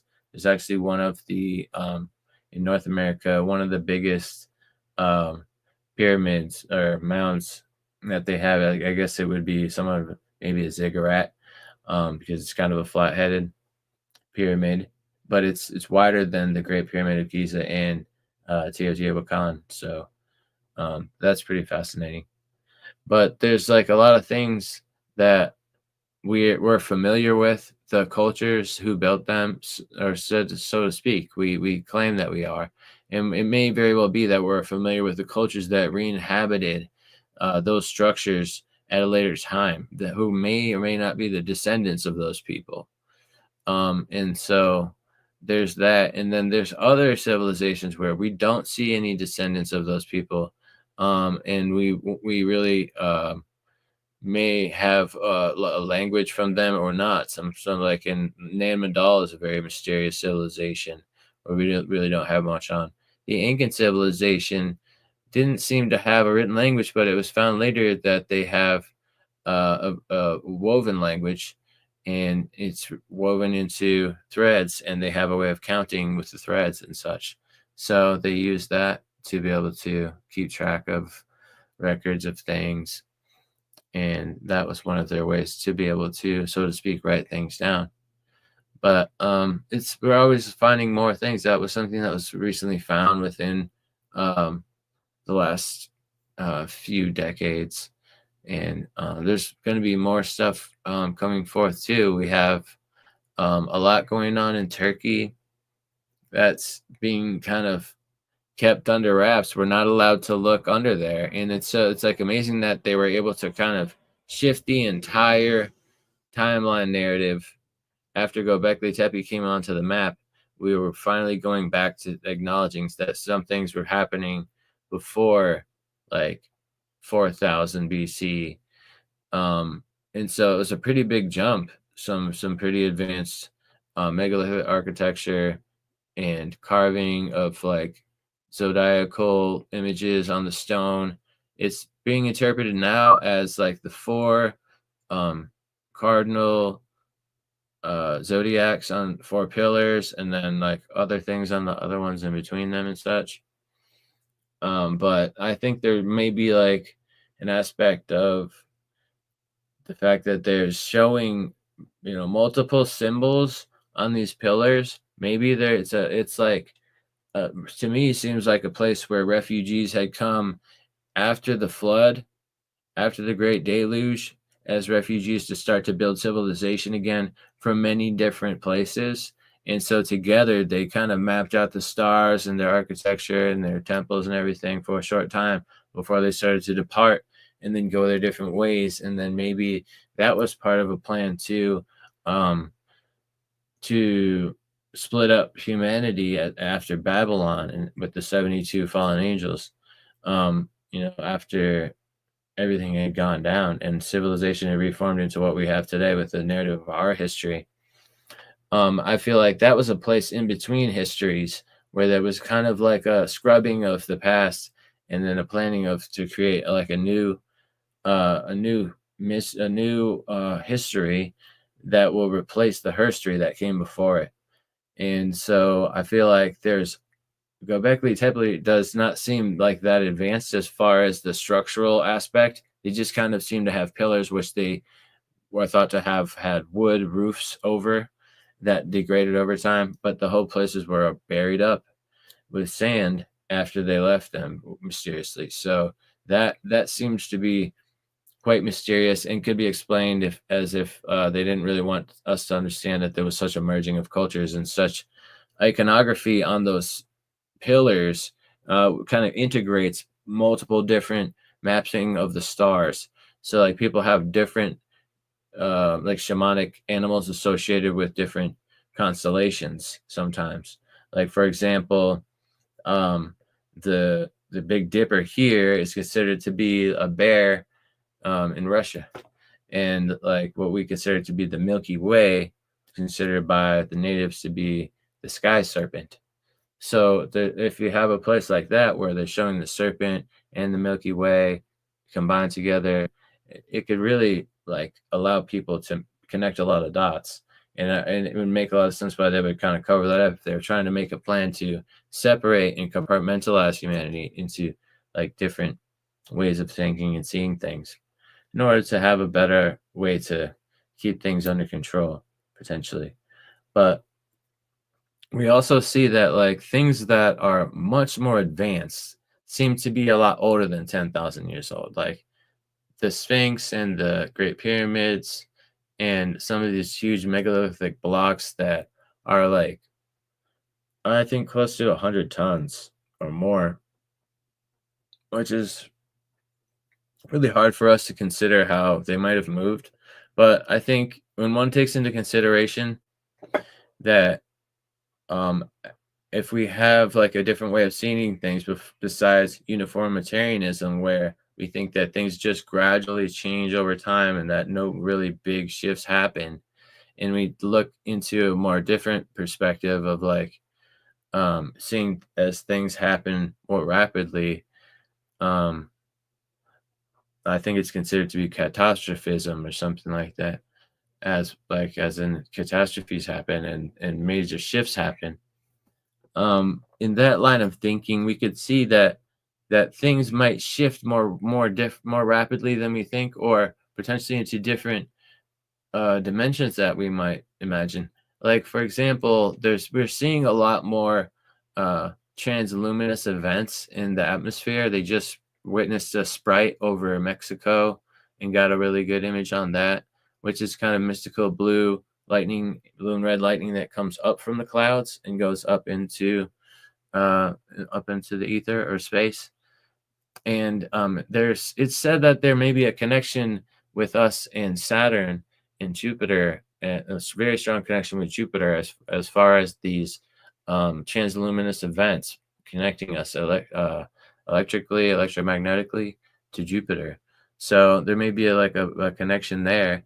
And it's thought that maybe that these events may become a little bit more prominent over time as we become closer to Sirius, and it's one of the closest stars, and we kind of come closer to it and then diverge away. And it kind of seems from our history and mapping of the stars that as civilization climbs to a golden era, it's when we're really approaching Sirius, and then when we're diverging away from Sirius, things seem to collapse and really go into a dark age. So it's thought that maybe this could be potentially due to like electromagnetic frequency surges that may erupt and allow us to do certain things that we wouldn't normally be able to do. The way things are now could change the atmosphere, could change the magnetism of things. It could potentially change a lot of different things. So some of this stuff is possibly going to be able to explain how things have shifted so much on the globe. Like if we look at uniformitarianism, it's very hard to see how the dinosaurs were so big and able to move along and stand up with the pressure system that we have today in our atmosphere. Particularly like large insects like dragonflies the size of a person, it would be hard for them to not implode with the pressure system that we have now. And so it implies that there was a major catastrophe where we lost a lot of atmosphere or something to that degree. or no, actually, quite the opposite. I believe it would be as if a lot more atmosphere had gathered up and more pressure had gained, and that would no longer be possible. So that the outgassing happens from catastrophes like volcanoes, volcanic activity, um, meteor and comet impacts, a lot of fires, wildfires, and stuff across the globe. Um, those kind of things can dramatically influence the atmosphere and the health of the planet. So um, we see that there's like a really strong implications that there was a huge comet impact around the time of the Younger Dryas, which lines up with the story of Plato and seems to have been like around 9,600 BC, which he got the story around, I think, 400 BC was when he lived, and he heard the story from 200 years ago, which was around 600 BC, and they said it was 9,000 years ago before that, which puts it back right around the exact time of that comet impact, which in Greenland, there's a huge impact crater there, which has seemed to have nano diamonds that scattered, which are known to have come from comet impacts and stuff. So that's kind of a rare thing that we wouldn't really see, and it's hard to explain. That really infers that there was possibly like a really huge worldwide flood. But we seem to be going through something now, and the poles are really shifting, and the floods are getting a little crazy. I think potentially because of what we're doing to the atmosphere with this geoengineering or climate engineering, and also potentially, it's thought that like with the way that things are heating up, that the poles are actually heating up 5 to 10 times hotter and faster than the rest of the planet. So we really see that in the North Pole. The South Pole, they say that it's gaining a little bit more ice now. But it's not to say that the ice is not just shifting and moving out to a wider surface area, because it's kind of going down. But we don't really know exactly what's going on there as far as the news report going on, that we really have no way of backing up. Can we trust them? Go there. You're not allowed to go down just below that parallel. So, can't really trust that necessarily. But we do see a lot of imaging of the North Pole, which there's been a lot of other imaging of the North Pole where there's been like a hole on the top of the North Pole, which is going along with the narrative of the hole on the North Pole coming from having been on the South Pole. So there's not too much information on it. They do show some new image that they have, which is a little bit shoddy, but some of the older images seem very spot on. That there's a large opening there. So, but that's quite interesting to look at what's going on there. I personally feel like they're trying to cover up a South Pole thing, and they're trying to do a psyop right now to make people look in the North. And I feel like they do a lot of that stuff. Can I say something? Like, I first learned about Admiral Byrd from Stuart, who was my mom's partner in the 90s.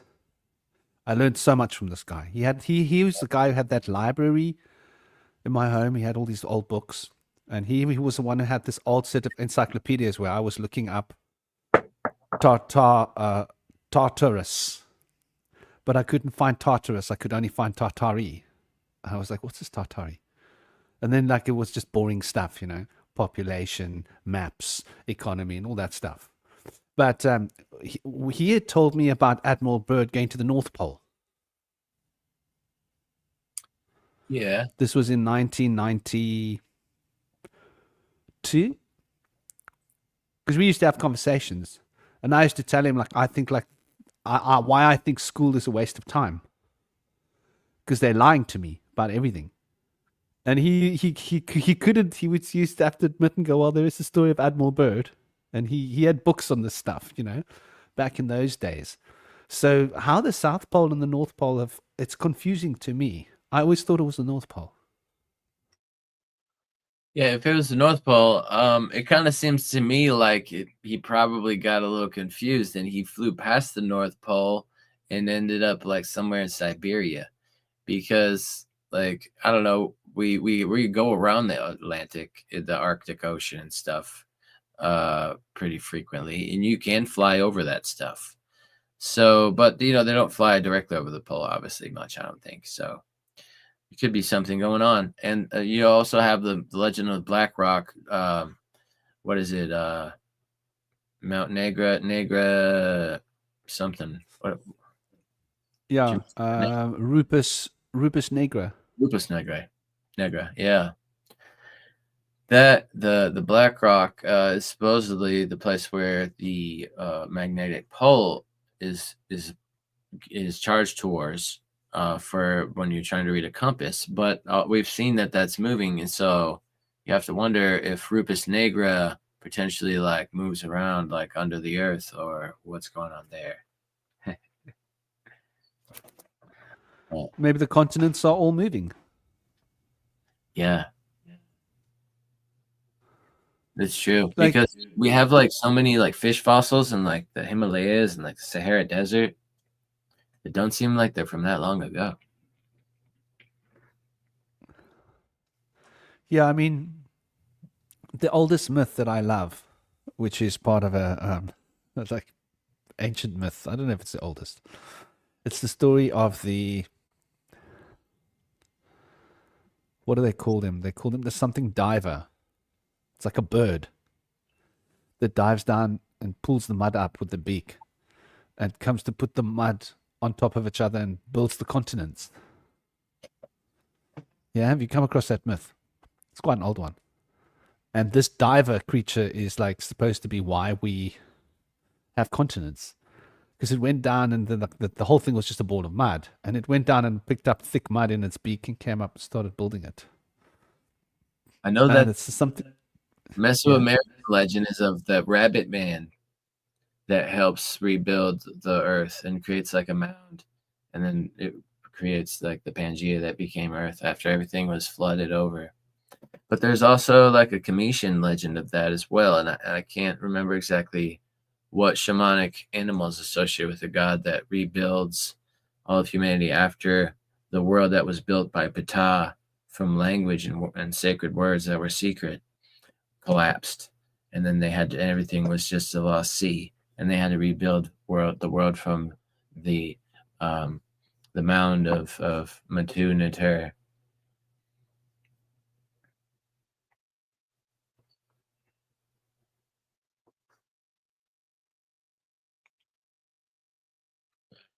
That's a cool legend. I'm gonna have to see if I can find something on that. But also, we were talking about stuff like around the flood. You got something for us, Franklin? No, I was just trying to look up something. Like,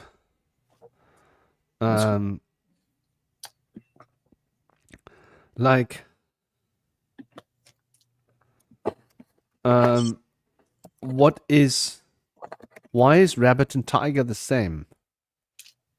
So how do the 12 signs of the zodiac, of Chinese zodiac,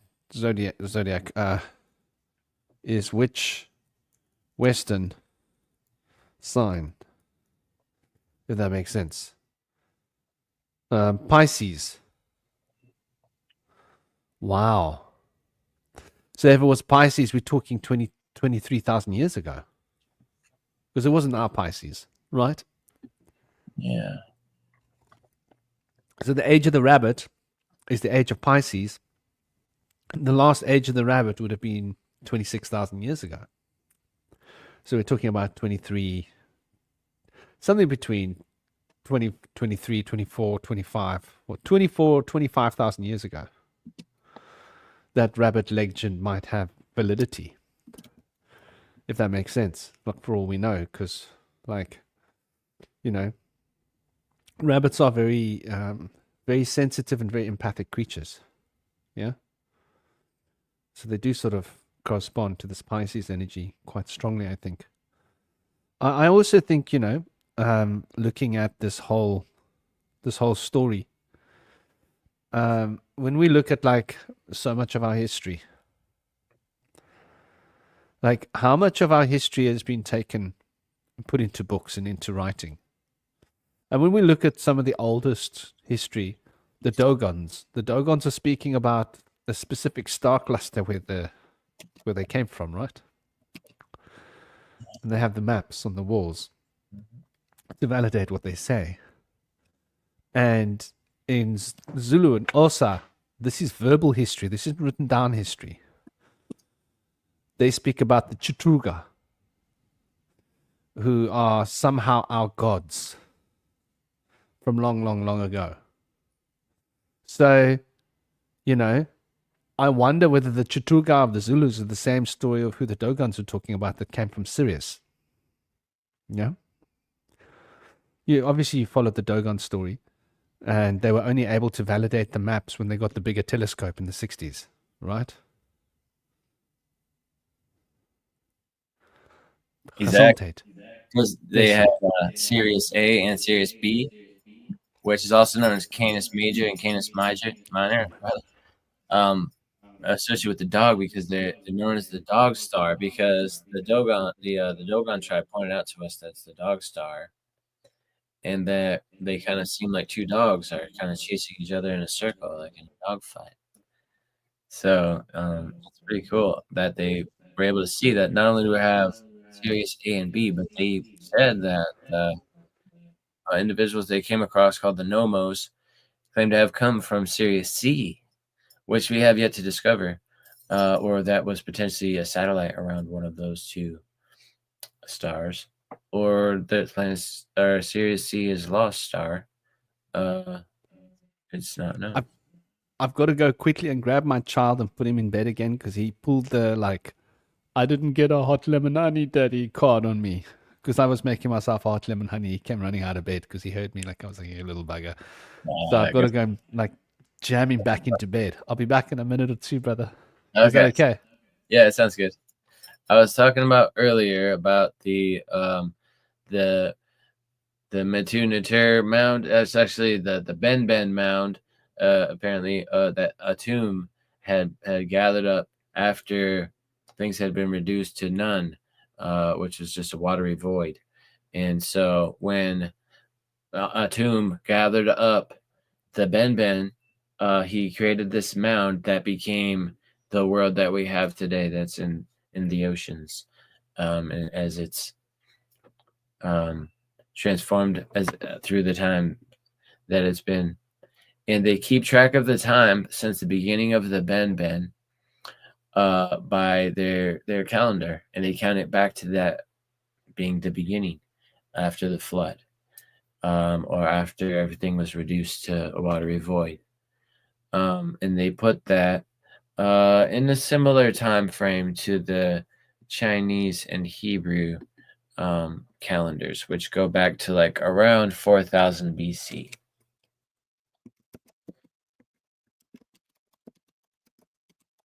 Now, I'd like to see exactly when here, so I'm going to see. Big Ben. No, that's. Well, I have it in my notes here, but I believe that it's probably something very similar to the count back to the flood, which is thought to have been like not at the time of the flood of Atlantis, but at a later time. And so we have like a time like around 500 AD where there was like a dark time, and there was a time where there was flooding during around that time as well, and there was really cold, like a small ice age coming up into the Renaissance period where things shifted and became more paradisial, and then culture had kind of risen during that time when things shifted in the climate, because people were kind of just during the cold climates kind of miserable, kind of stuck in their homes, maybe working on brilliant works that they could eventually do once they can get out of the home and start to get out into some good weather.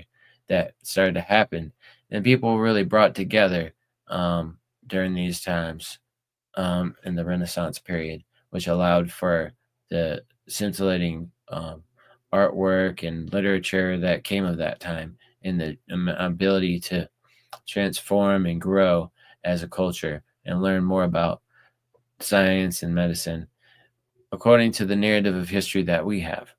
But also, you have to consider that the medieval time is considered somewhat evil because that's the narrative of the Roman Empire that was destroyed before it, which was a very evil empire that would just go around and build roads to rape and pillage. Of course, using the excuse that they're trying to civilize the people, giving them roads to travel on and such, and other things, have them live by codes of conduct as well.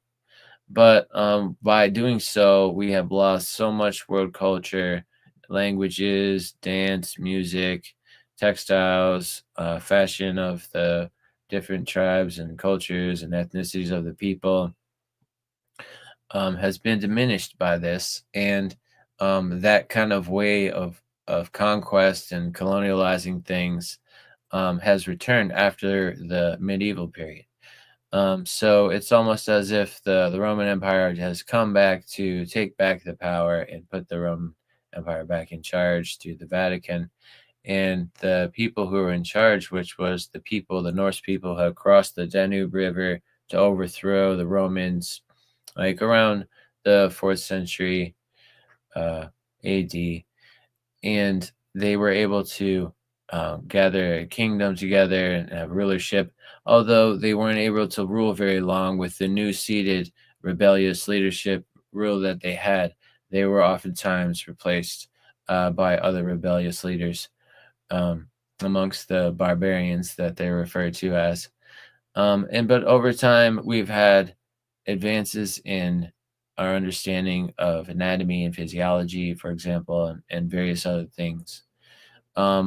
And so there was a lot of stuff going on during those times, which is we're becoming more interested in now. Whereas there's referring to things about occult, what's considered to be occult now, and is really not publicly propagated out to, but it's really just kind of stuff that people are able to find in their own personal research and digging into. Probably sometimes hard to find, and people are determined to be able to learn about these dark occult things, referring to like dark arts they're referred to and such.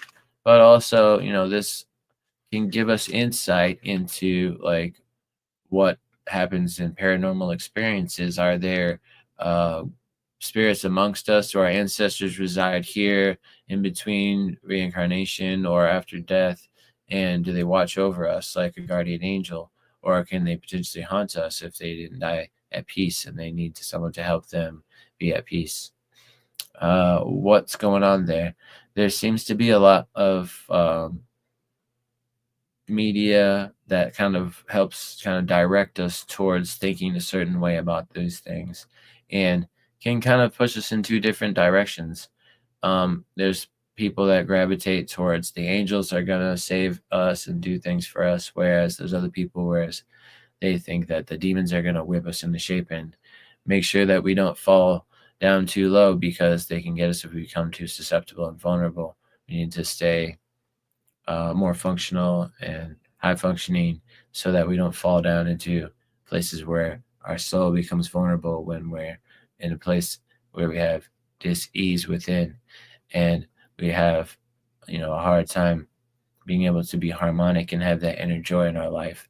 We become vulnerable to being host to these demons that will take control of us. So whatever that narrative is trying to push for us, maybe they're trying to scare us into just doing good and following the rules and fitting in, or maybe something else too. But it seems to be having quite an effect on people, the way that things are kind of shown to us. But things seem to shift amongst cultures. So like a lot of cultures outside of the European based cultures seem to have a much deeper understanding of the afterlife and different unseen things, spiritual and energetic things. So it's very hard for science to grapple with these kind of things. And for a long time, the shamans of the tribes were considered to just be schizophrenic, paranoid, hallucinating people that are just making up their own kind of stories with really no inference on anything outside of their own confusion. But over time, particularly from the 60s to the 70s, it was started to be understood with the advent of psychedelics in Western world that there is really something that we can all have access to and see, although you don't necessarily need psychedelics to see it. But things were started to be reinterpreted and understand to have a deeper meaning amongst the shamanic goings on of the tribal people, and starting to now be seen and investigated as to what really is going on.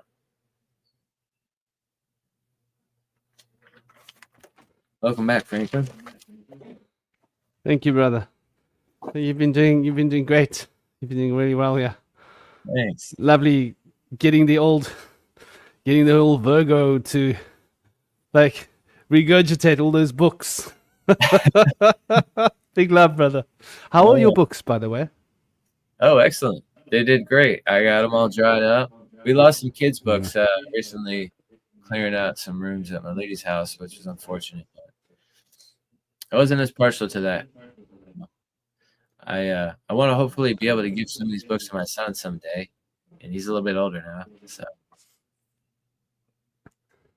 maybe one day in the future, Gen Z will realize what they've lost. Yeah. Like the libraries we just took for granted. Right. Do they not have your library now? Do they shut it down there? They've shut down a lot of the libraries here. There's still not all of them.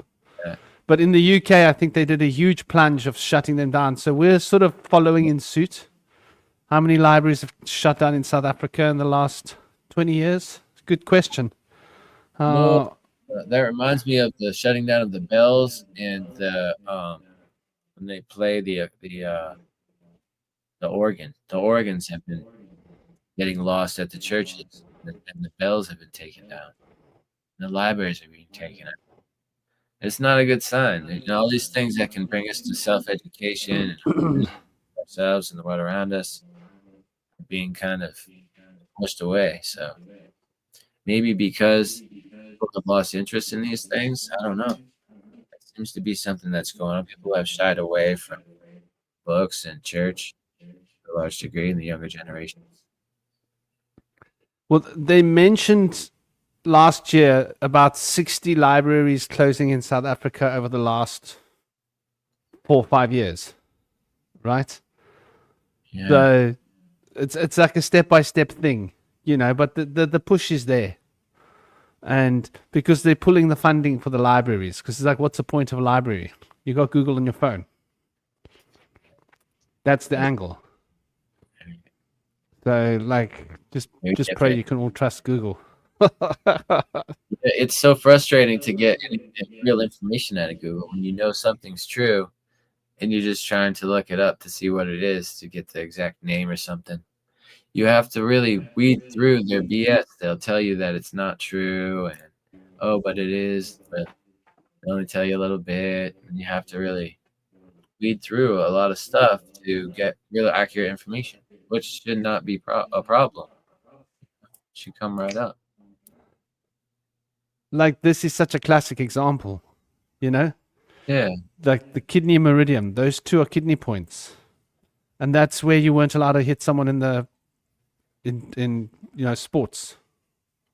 Yeah. So it's not like that you would hit the kidney itself necessarily, but it's like that you're going to hit the kidney meridian. You're going to cause the kidney to flash or something, you know? When I was being a young adolescent and I told that guy to hit me in the kidney, I was trying to be a tough guy. He was hitting me like all the way on the side over here, and I knew that wouldn't do anything. But the fact that it's so close to the spine, you know, that's just a very vulnerable place in itself altogether.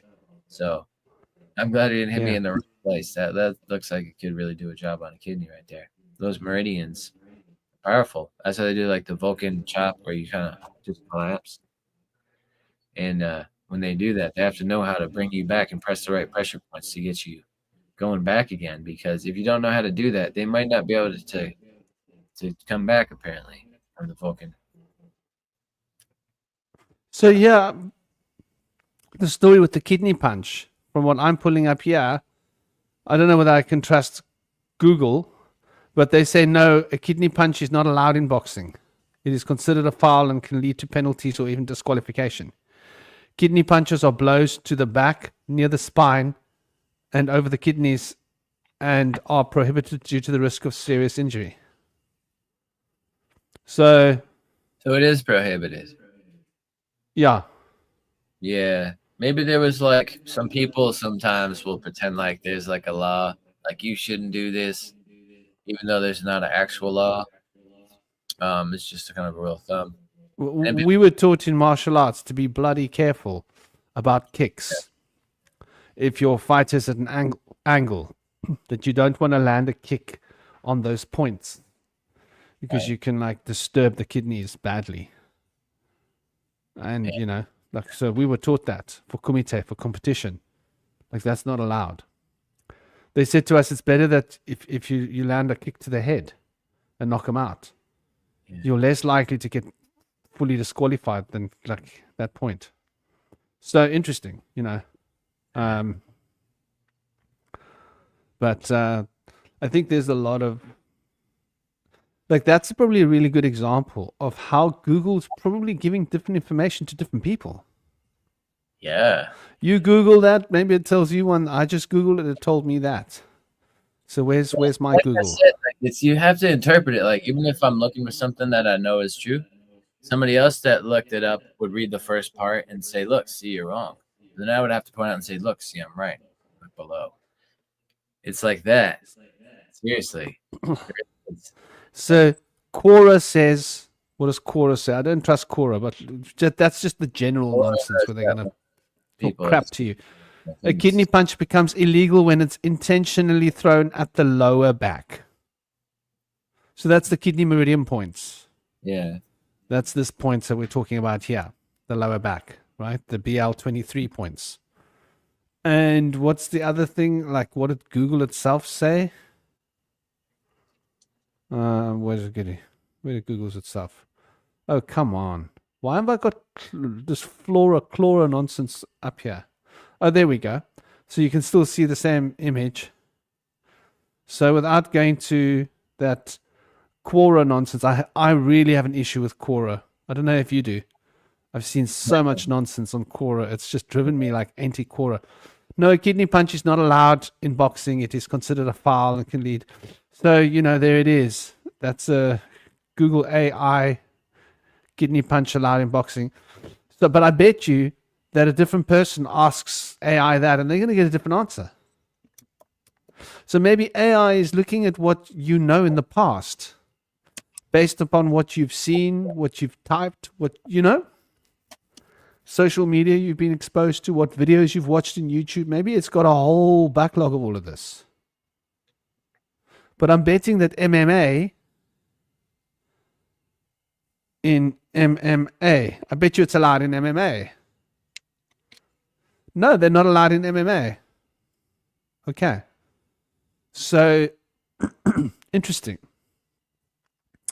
So that would be my take on it. That this AI system is managing us. You ask AI one thing, it'll tell you one thing. I ask AI, it'll tell me a different thing. And depending on who we are, we're probably going to get different information. Because the AI is tuned to you, right? And I've often had people tell me that they've Googled something and they've come up with an answer, and I'll Google it and I'll come up with a different answer. I'm going like, how is that possible? Are they lying to me? And I think, well, let's give them the benefit of the doubt. Maybe they're not lying. Maybe they're mistaken. What if they aren't? It's happened too many times for people to just be, you know, for it to just be the way it is. So that's food for thought. Very, very interesting food for thought. But yeah, we've come to 3 hours and 40 minutes. My throat is, I don't know if you guys noticed, I'm a bit woozy. I managed to wrestle my boy into bed. He played the hot lemon honey card on me at like 9 p.m. I'm like, geez, your mom should have put you in bed like 40 minutes ago, half an hour ago. So anyway, he wangled another 15, 20 minutes out of me. and he's turning 9 soon, so he's getting very clever, right? He knows now this is Daddy's live, and Daddy's a bit woozy because Daddy's not feeling that well. So this is my chance. Just like you were talking about, where you search for Google and you get 2 different things. I was trying to look up the Zepi Tepi, which was the mound that was built by Kefri, the scarab beetle god, that created the world that we have today. But they gave me the Ben that was made by Atum, but both of which come from Noon. So it was like basically how mythology kind of unfolds as civilization develops. They will have like an ancient primordial one that stays as the base, and then they'll change kind of like the other hero god to whoever's the favorite of the time. And so I see that's what happened here.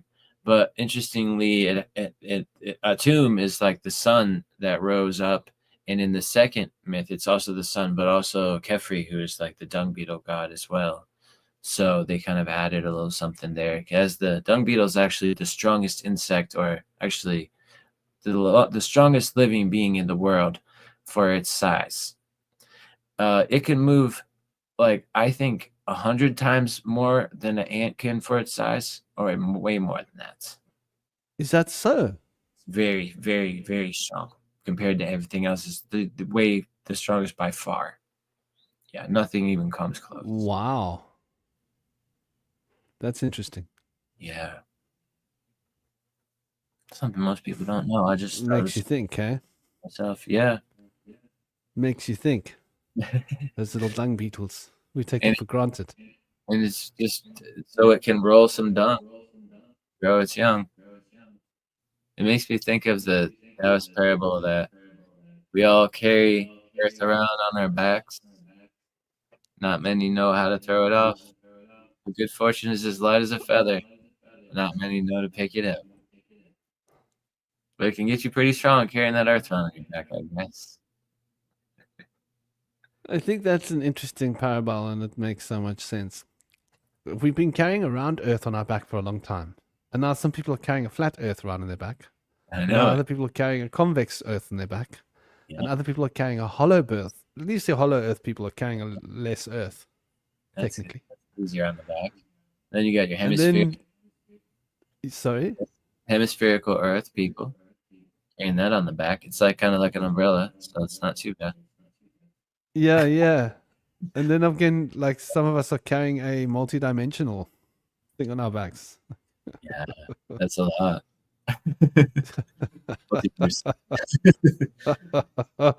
That's something that I often think about, because I believe it or not, I can't figure out and decide what the Earth is. So I'm happy not to know. I enjoy the mystery of it, but I always watch people arguing about it. I'm like, it's so funny. Yeah.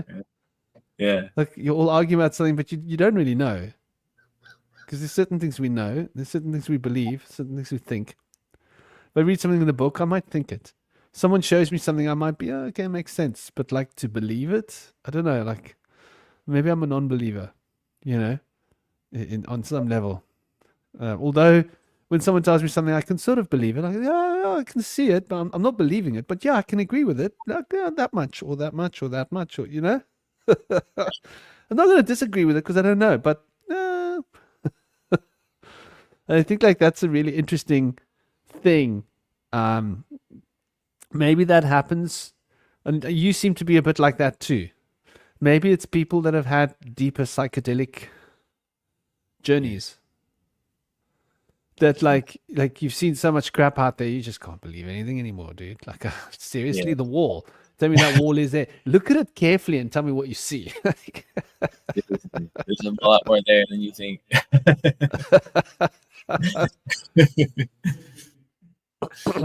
Yeah, there's a lot of stuff you have to question, and it's good to know people in another country that you can communicate with to be able to see what's really going on when you hear something.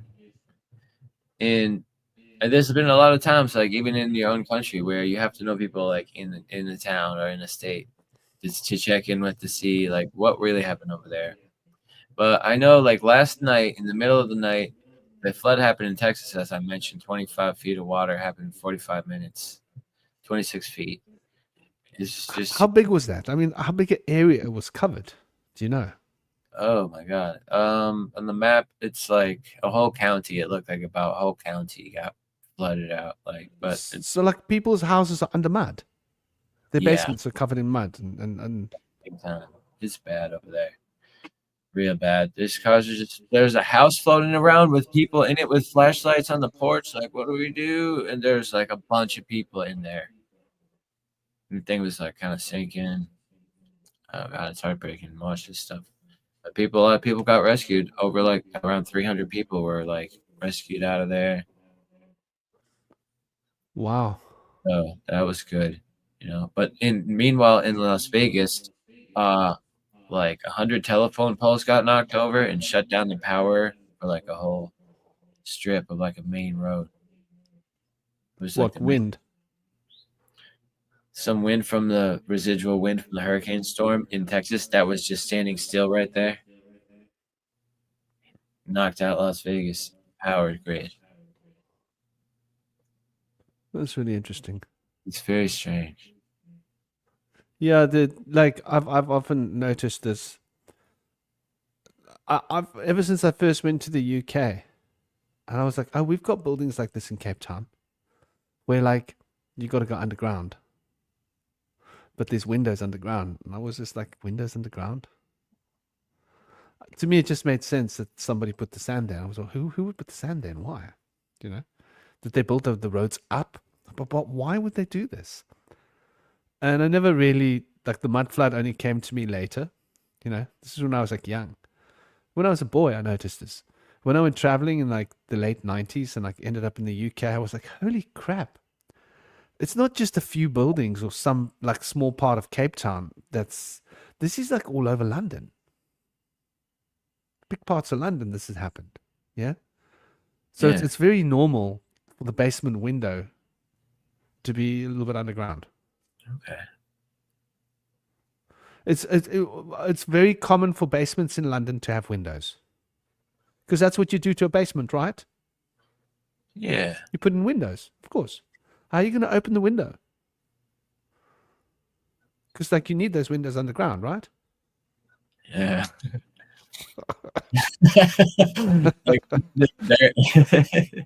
But we stopped doing it at some point. At some point, we decided, we're not going to put windows in the basement. So any newer building doesn't have windows in the basement. So you can tell how old the building is by whether it's got windows in the basement or not. It's really funny.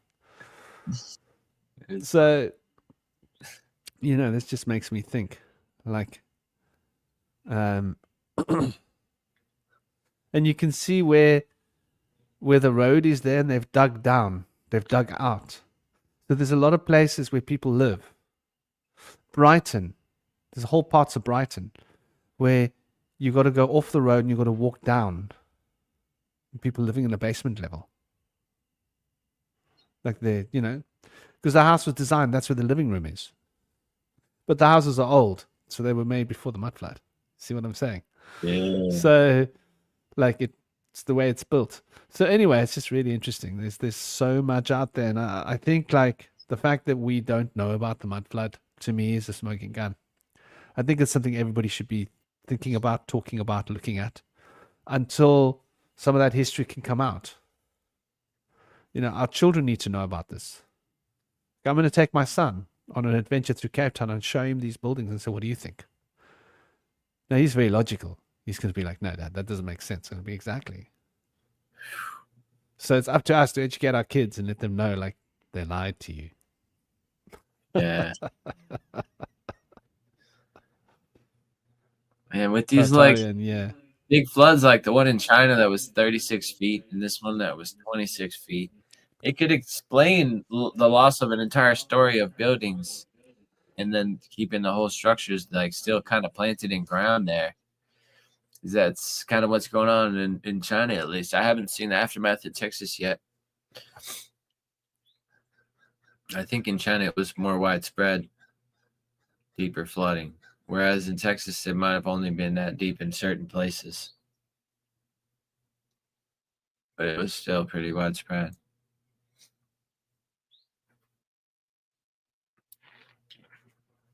Yeah, we should be expecting more of those. Well, thank you everybody. I hope you guys all enjoyed the show. Big love, big blessings. Mexico, if you're still here, I'll give you a call in a minute. Much love, much blessings to everybody. I hope you're all having an absolutely fab time, and sending you all big love. Om Shanti. Sorry, my throat is so. I'll be back on form soon. Namaste. Thank you, Zerilat, for joining us in Cosmic. Yeah. And Om Shanti, brother. What a lovely treat. We got Indy to like throw out some of his anthropological researches. Got a nice big look at it. So yeah, man. Big love, blessings. Om Shanti. Om Shanti, blessed be.